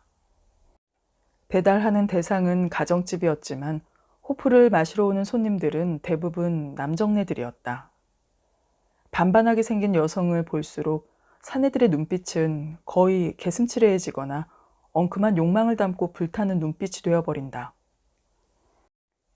때때로 여성의 친절을 유혹으로 잘못 받아들이는 사내들은 얼마나 많은가. 더구나 술을 파는 여성이라면 사내들의 끈끈한 눈초리에서 절대로 자유로울 수가 없는 법이다. 남자는 가게 문을 닫고도 별로 입에 대지 않았던 소주를 마시기 시작했다. 왜 당신은 가게에 들락날락하는 손님들만 보면 실실 웃는 거야? 무슨 말이에요? 당신이 더 잘할 거 아냐? 나 더 살고 싶어요. 이렇게 사는 일이 무의미하고 몸이 지쳤어도 아이하고 살려고 이러는 거라고요. 하여튼 그 버릇은 옛날 해물탕집 할 때나 지금이나 알아줘야 돼. 무슨 말이 더 하고 싶은 거예요? 당신이 아무에게나 불필요하게 과잉 친절을 베푸니까 하는 말이지. 당신이 나가서 돈만 많이 벌어와 봐요. 누군 이 짓이 좋아서 하는 줄 아세요? 그렇다면 내일부터 당장 내가 주방에 들어갈 테니까 당신이 홀에서 손님들에게 서빙을 한번 해봐요. 아마 밤톨만한 그 몸으로 왔다 갔다 하면 가게에 왔던 손님들이 기겁하고 다 도망갈 테니. 뭐가 어쩌고 어째? 남자가 홧김에 집어던진 조리기구가 홀 바닥에 땡그랑 던져졌다. 툭 와장창. 생맥주잔이 둔탁한 소리를 내며 가게 유리문을 박살내었다. 여자가 던진 유리잔이 남자의 마음을 도려냈다. 남자는 여자의 긴 머리끄덩이를 잡고 바닥으로 패대기를 쳤다. 여자도 지지 않을세라 아무거나 마구 집어던졌다. 부부의 냉전은 도를 넘어 시일이 지나도 풀릴 기미가 전혀 보이지 않았다.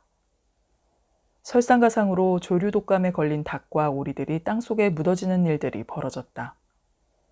신문과 방송은 날마다 도살된 닭이 몇십만 마리라느니 감염에 걸린 닭을 먹은 환자가 발견되면 해당 지역을 봉쇄한다고 어마어마한 뉴스를 토해내었다.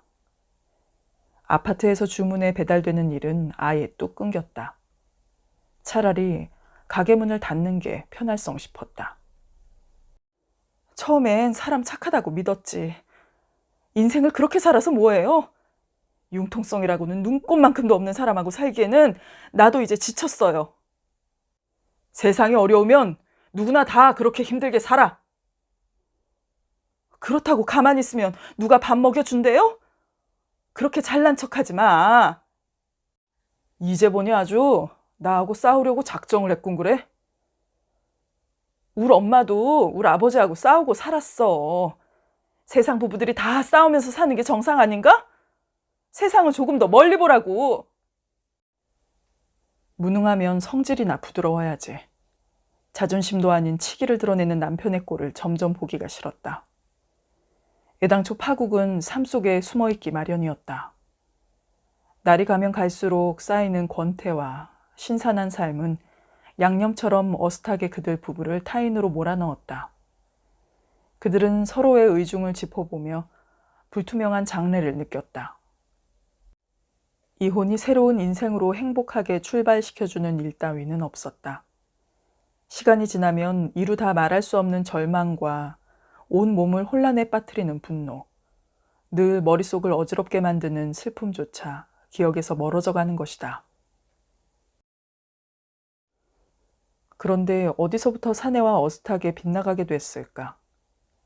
뜨거웠던 이메일은 단 한 줄의 문장으로 남겨졌거나 끊기기 일쑤였다. 한동안은 사내의 갈구어린 메일 공세에 파김치가 되어 집에 들어온 늦은 밤에도 귀찮을 정도로 거의 날마다 답신을 보냈었다. 매일이 안 온다고 짜증을 내면 전화로 치졸한 핑계를 대면서까지 이어져 왔었다. 그건 여러 가지 소통의 방법 중 하나였다.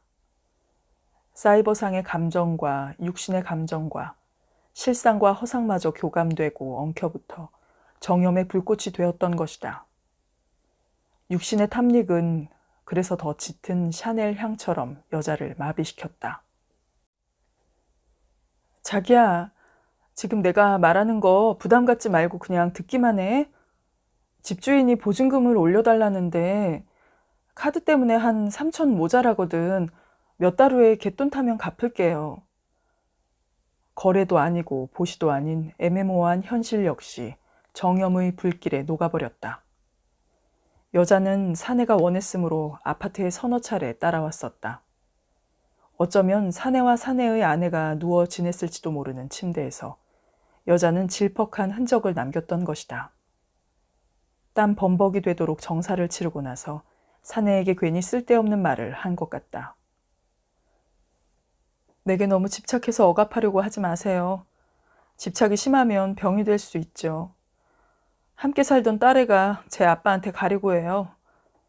요즘에 난 머리가 빠개질 정도로 속상한 일이 많아요. 아무 일도 아닌 걸 가지고 자꾸 그런 의심쩍은 눈으로 나를 바라보면 곤란하죠. 당신이 내 운명이 되려면 현실을 직시해야죠. 처음에 말했잖아요.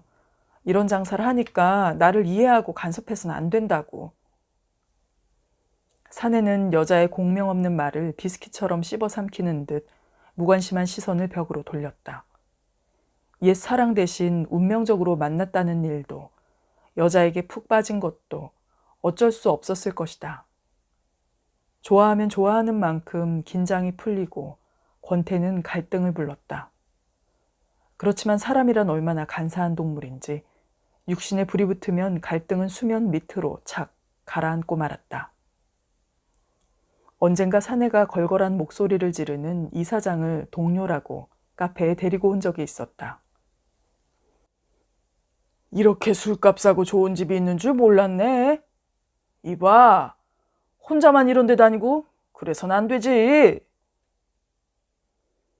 어느 날이었던가. 늦게까지 그 사내가 혼자 남아 술을 마시고 있었다. 그날따라 여자는 딸애가 휴대폰을 자주 울려서 카페 밖을 자주 들락거렸다. 아이는 친구 집에서 자고 들어가야겠다는 것이었다. 손님들까지 다 나가고 종업원 아가씨까지 퇴근했을 무렵이었다. 여자가 어느 때와 다르게 시큰둥하게 입을 열었다. 오늘은 피곤해서 집에 일찍 들어가려고 해요. 내 아파트로 갈까? 아침 일찍 집에 데려다 줄게. 그럴 필요 없어요. 여느 때 같았음 사내의 아파트로 함께 가서 지냈을 수도 있었다. 며칠 전에 조그만 게 담배를 피운다고 소리를 질렀더니 남편과 이혼한 상처를 들먹이는 딸의 머리채를 잡아 흔들었던 것이다. 어미에게 대들었던 딸아이인 며칠째 집에 들어오지 않았다. 머리가 지끈지끈 아프고 복잡할 때 사내가 들어왔던 것이다. 사내가 카페의 덧문을 내려주려는 것을 마다하고 정리한 뒤에 나갈 거라고 여자는 말했다. 사내가 나간 바로 뒤에 누군가 문을 두드렸다. 사내인 줄 알고 열린 문을 뒤돌아보니 사내의 친구라는 낯익은 바로 그 이사장이 탐욕스러운 눈빛으로 바라보고 있지 않은가. 오랜만에 오셨는데 어쩌죠? 지금 막 끝났어요.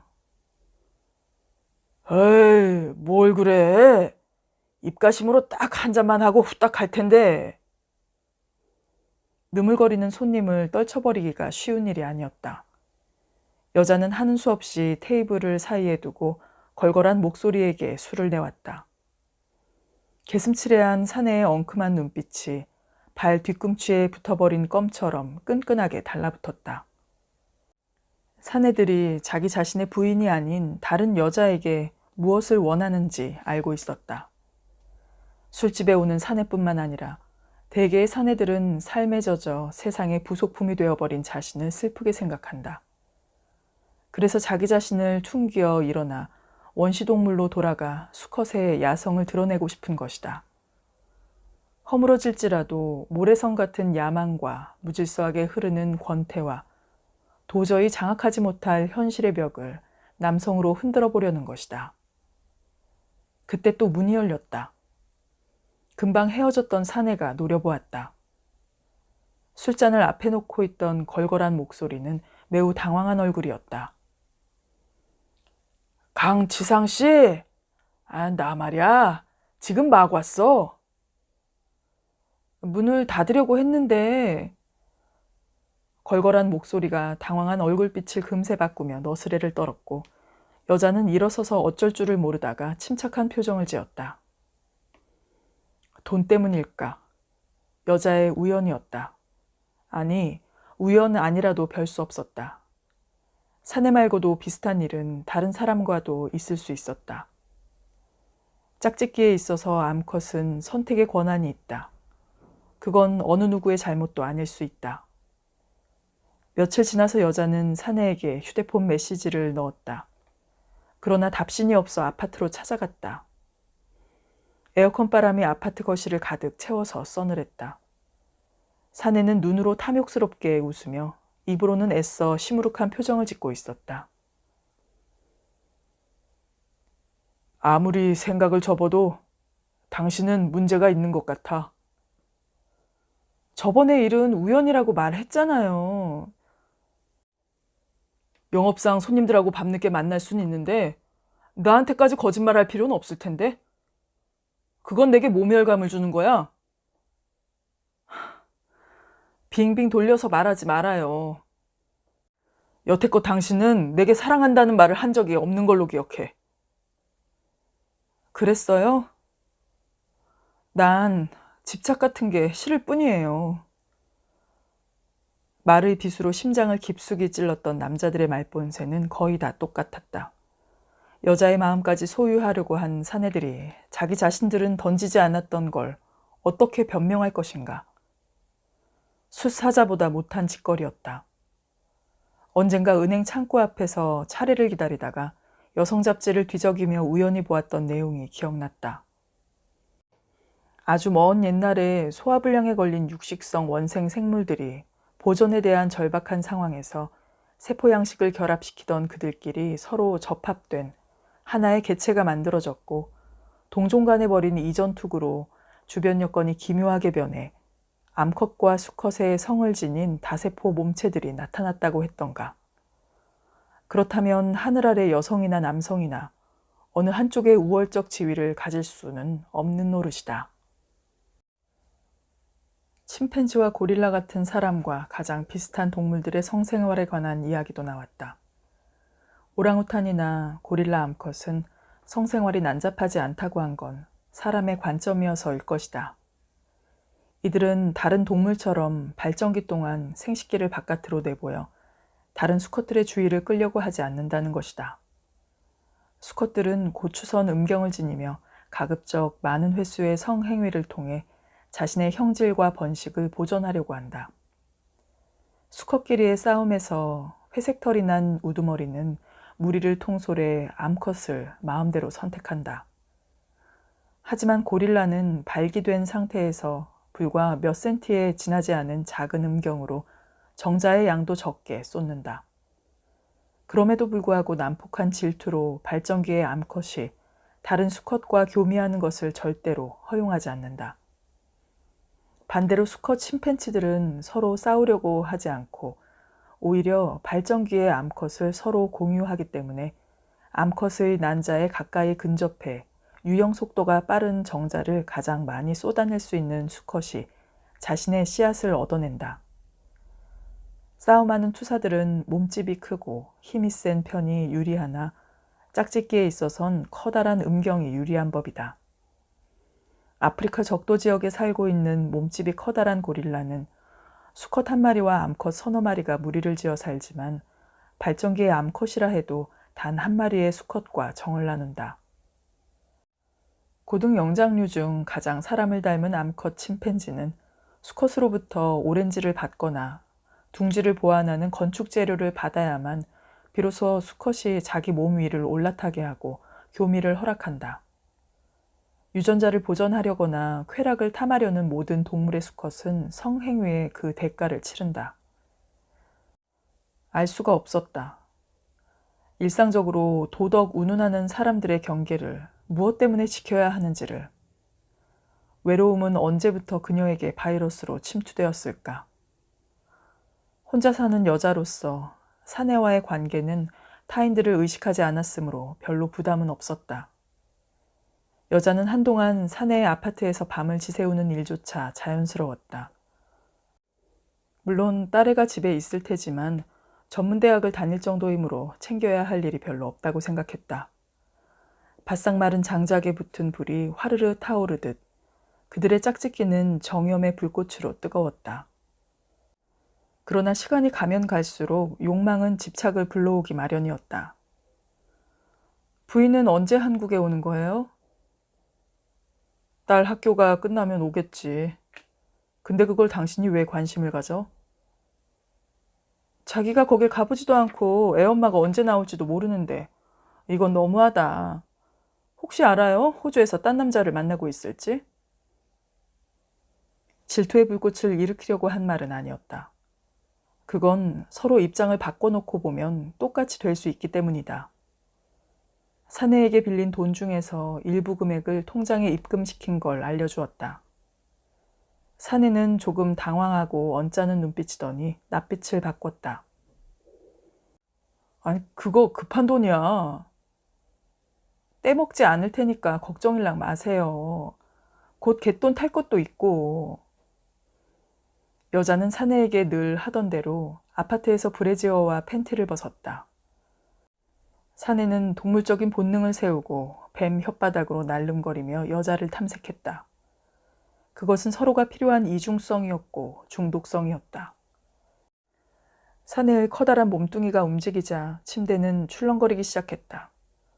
어쩌면 이것이 사내와 마지막일지도 모른다는 생각이 얼핏 들었을 순간 뜨뜻한 느낌이 희미하게 몸으로 스며들었다.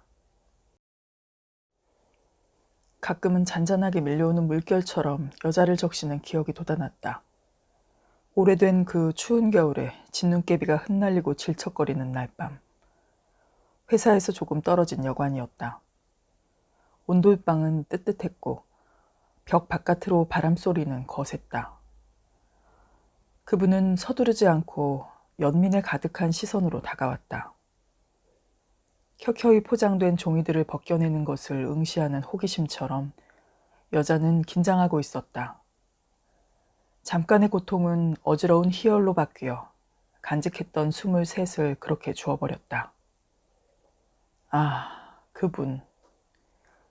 여자는 스르르 손잠이 들었다. 그분은 이 사내도 헤어진 남편도 아닌 따스함이었지만 너무 아스라이 멀었다. 순간순간의 감정에 충실한 게 죄라면 면죄부를 받을 사람이 얼마나 될 것인가.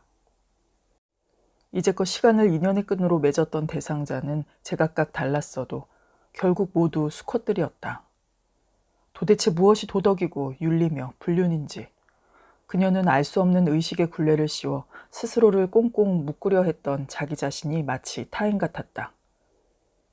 스쳐간 사내들과 정염을 불태웠던 흘러간 날들에 대해 잊을 수 없는 추억이 남았던가.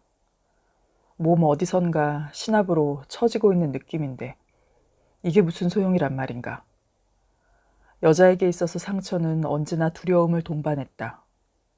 여자는 눈을 감은 채 흘러내린 이불을 끌어당겼다. 날빛이 돋기 전이었다. 여자는 발가벗은 채 잠들어 있는 남자를 내려다보며 슬며시 아파트를 빠져나왔다.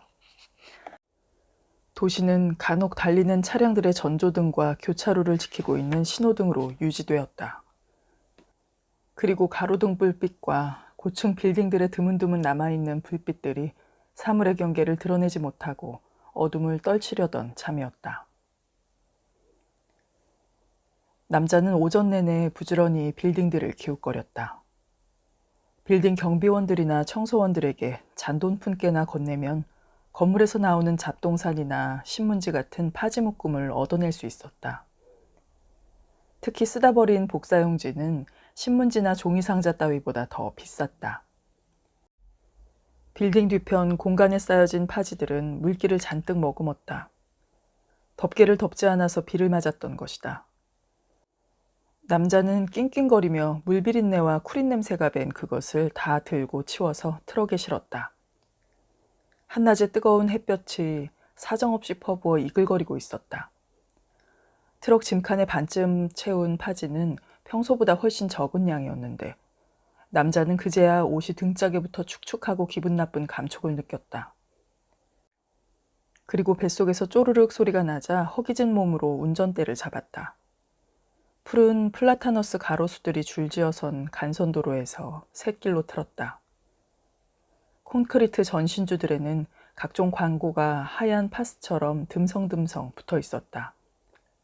한성인력, 자벽부 파출부 구함, 폐차 전문업체, 압류차 폐차, 문제차 이전 가능. 겨우 차량 한 대가 다닐 만한 좁은 길 좌우에는 창조자원, 제일자원, 광명재활용센터 같은 큼직한 간판 아래 고철, 비철, 파지 전문, 철거 전문, 그런 따위의 문구가 따라붙었다. 샛길은 포장이 되어 있었으나 굴곡이 심하고 군데군데 패여 가끔씩 트럭 꽁무니가 들썩거렸다. 고물 수집소는 도로에서 한참을 들어갔다. 외래종 가시풀이 무성한 둔덕을 지나 벌겋게 녹슨 함석 울타리가 둘러쳐진 곳이었다. 나무 하판에 붉은 페인트로 거칠고 아무렇게나 휘갈긴 글씨가 수집소 입구에 붙어 있었다. 감시 카메라 작동 중, 쓰레기를 버리지 마시오. 싸구려 그림 액자들이며 텔레비전 같은 가전제품 말고도 압류된 잡동사니들이 들어있는 누런 포대들이 한쪽에 자리를 잡았다. 박씨, 오늘은 성적이 별로구만. 이거 순전히 파지뿐이네. 예, 그렇게 되었습니다. 트럭이 입출차 체크 통과판 위에 멈추고 땡 소리가 나자마자 컨테이너 박스 안에서 털보 사장이 스프링처럼 튀어나왔다. 뭘 먹었는지 볼때기에 혹 붙은 얼굴로 입을 쩝쩝거리더니 큰 저울이 있는 의자에 앉아 기록부를 펴들었다. 이거 파지 상태도 아주 불량이고 비가 오긴 했지만 이건 너무 심하다. 킬로당 100원만 차이가 나도 그게 어디야? 아무려나 제가 일부러 무게 늘리려고 그랬겠어요. 조금 봐주세요, 사장님. 허긴 날마다 고기에 쌀밥이면 모두 다 재벌되게? 성질 급한 어떤 놈이 재활용품 선별센터에서 압축 알루미늄 캔 덩어리를 훔치다 잡혔다는구먼. 바로 앞을 지나간 회색 트럭은 고철이 무더기로 모아진 쪽으로 가더니 멈췄다. 그쪽에는 철 가공 공장에서 나오는 자투리 파편이며 얼크러진 전선 덩어리들과 찌그러진 알루미늄 세시 따위가 잔뜩 쌓여 있었다. 파지 적치장 쪽에선 포크레인이 둔중한 소리를 지르며 종이 더미를 덤프트럭 짐칸으로 퍽퍽 집어던졌다. 숨 막힐 지경으로 바깥은 후텁지근했다. 각진 굵은 콘크리트 기둥들이 떠받치는 천장에 붙은 닥트와 배관 파이프들 아래 승용차들이 드문드문 주차되어 있었다. 하얀 투피스를 입은 여자의 하얀 하이힐 소리가 또각또각 벽에 부딪혀 넓은 지하차고를 울렸다. 어디선가 둔중한 차량 엔진 소리가 하이힐 소리를 먹어치웠다. 여자는 벌써 비밀번호가 있는 출입문 가까이 다가갔다. 여자는 기억해둔 대로 비밀번호 샵 5311별 버튼을 눌렀다. 문이 열리자마자 승강기를 타는 어둡고 좁은 공간이 자동불빛에 드러났다. 승강기는 지하 2층에서부터 버튼이 눌리자 숫자를 바꾸어 올라가고 있는 중이었다. 맨 꼭대기 15층으로 올라갔다. 사내가 언제든지 와도 좋다는 승낙을 했고 현관문 번호를 알려주었지만 주인이 없을 때 들어가는 건 처음이었다. 알 수 없는 두려움이 은근히 여자를 스치고 지나갔다. 스테인리스 벽에 비친 자신의 모습을 본 여자는 살짝 장난기 어린 미소를 지었다. 잠깐이었지만 중국에 있을 딸의 모습이 스쳐 지나갔다. 거울 벽에 반사된 여자는 까맣고 긴 머리를 쓸어 올렸고 하얀 피부가 매끄러운 게 아직 젊음이 남아 있었다. 사내와 한 번 어긋난 교감이 다시는 제자리로 돌아올 수 없음을 여자는 막연히 느꼈다. 해답이 뻔한 고통을 감수할 자신이 없었다. 아파트에 놓아둔 옷가지들 몇 점과 소지품을 가지고 나가면 이곳에 다시 올 일이 없는 가혹한 대가였다. 승강기 안에서 땡 소리와 함께 문이 열렸습니다. 라는 녹음된 목소리가 크게 들렸다. 여자는 아파트 현관문 앞에서 머뭇거리고 있었다. 뒤에서 인기척이 느껴져 여자는 하얀 뒷모습을 돌려 앞으로 틀었다. 사내의 눈과 여자의 눈이 마주쳤다. 섬뜩했다.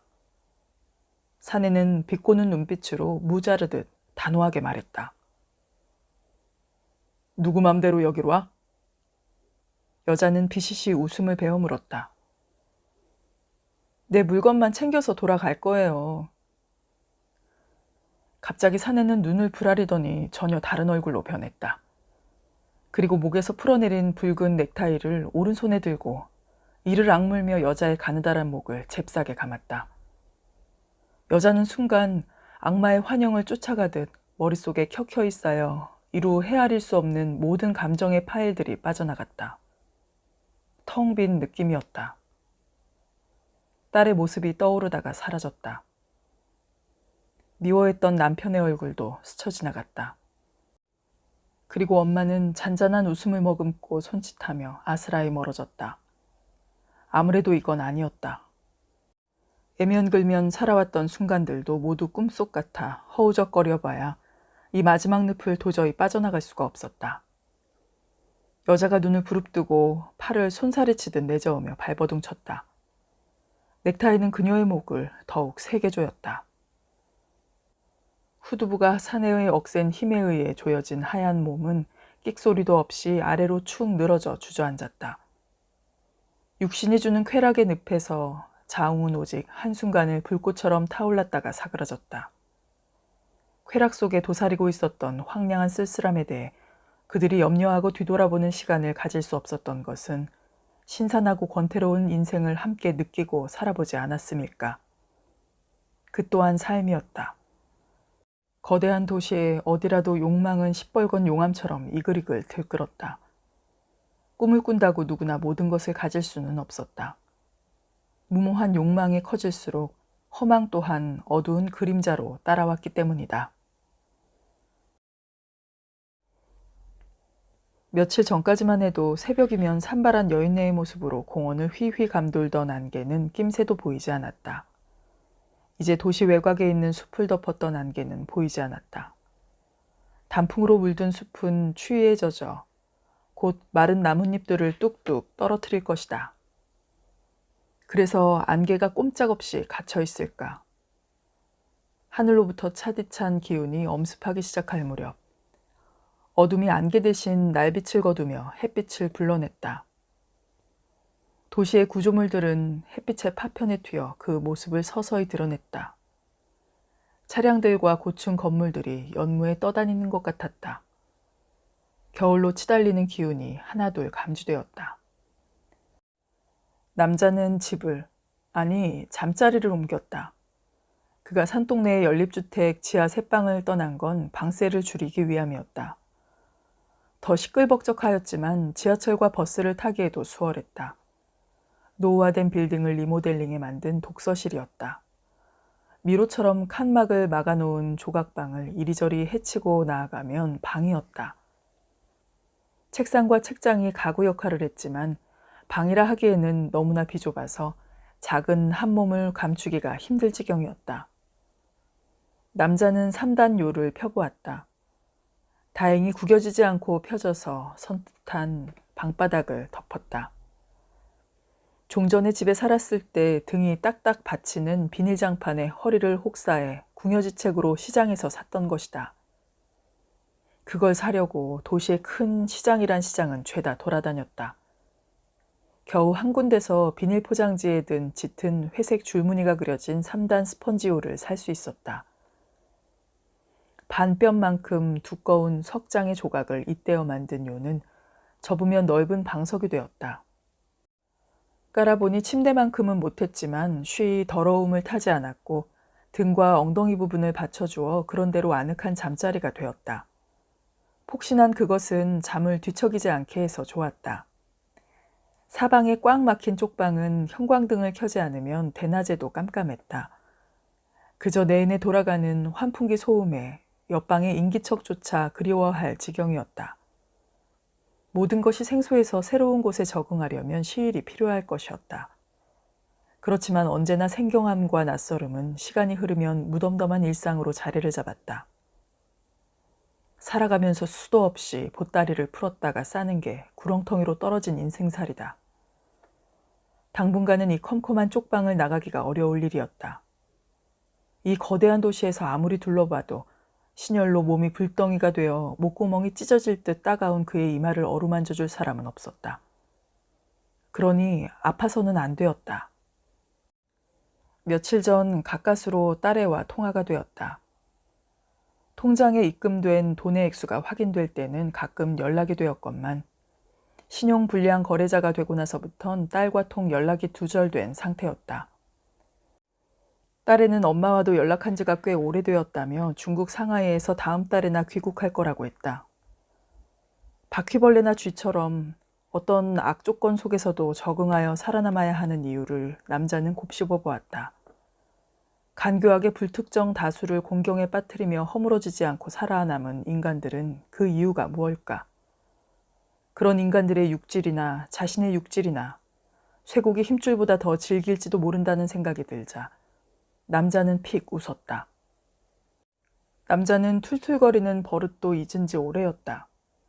이 세상 어디라도 먹고 잠자고 몸뚱이 하나 추스르기는 누구나 별다를 바 없다고 생각했다.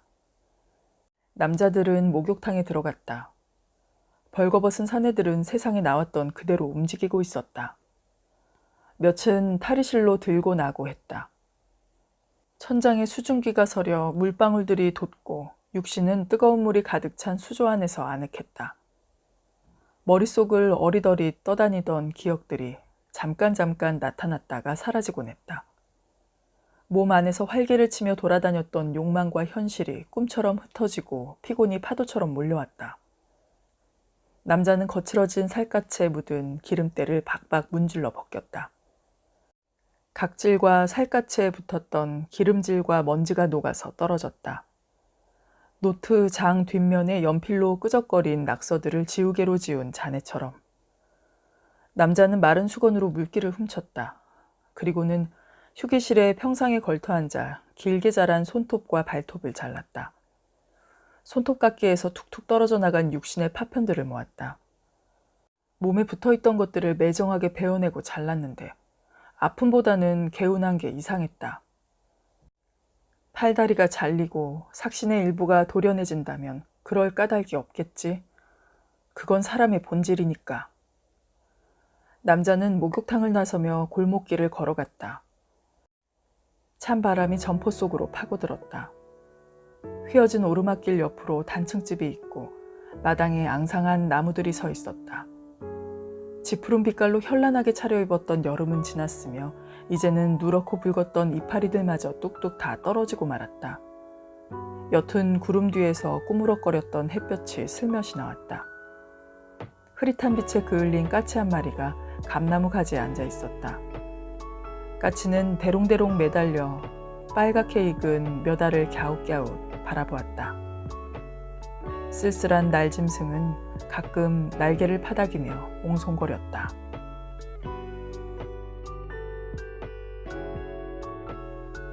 네, 지금까지 최성배 작가님의 작품 바람 지나간 자리 감상하셨습니다. 이 소설은 개별적인 한 편의 작품임과 동시에 제가 얼마 전에 낭독했던 단편소설 안개가 훔친 넋과 내용이 연결되기도 합니다. 등장인물과 줄거리가 이어지는 형식이니까요. 안개가 훔친 넋도 함께 청취해 주시면 감사드리겠습니다. 긴 시간 아크나와 함께 해주신 여러분 진심으로 감사드립니다. 오늘 내용이 유익하셨다면 좋아요 한 번씩 눌러주시는 거 잊지 마시고요. 그럼 다음 시간에 좋은 작품 준비해서 올 테니까요. 또 기다려주세요. 감사합니다.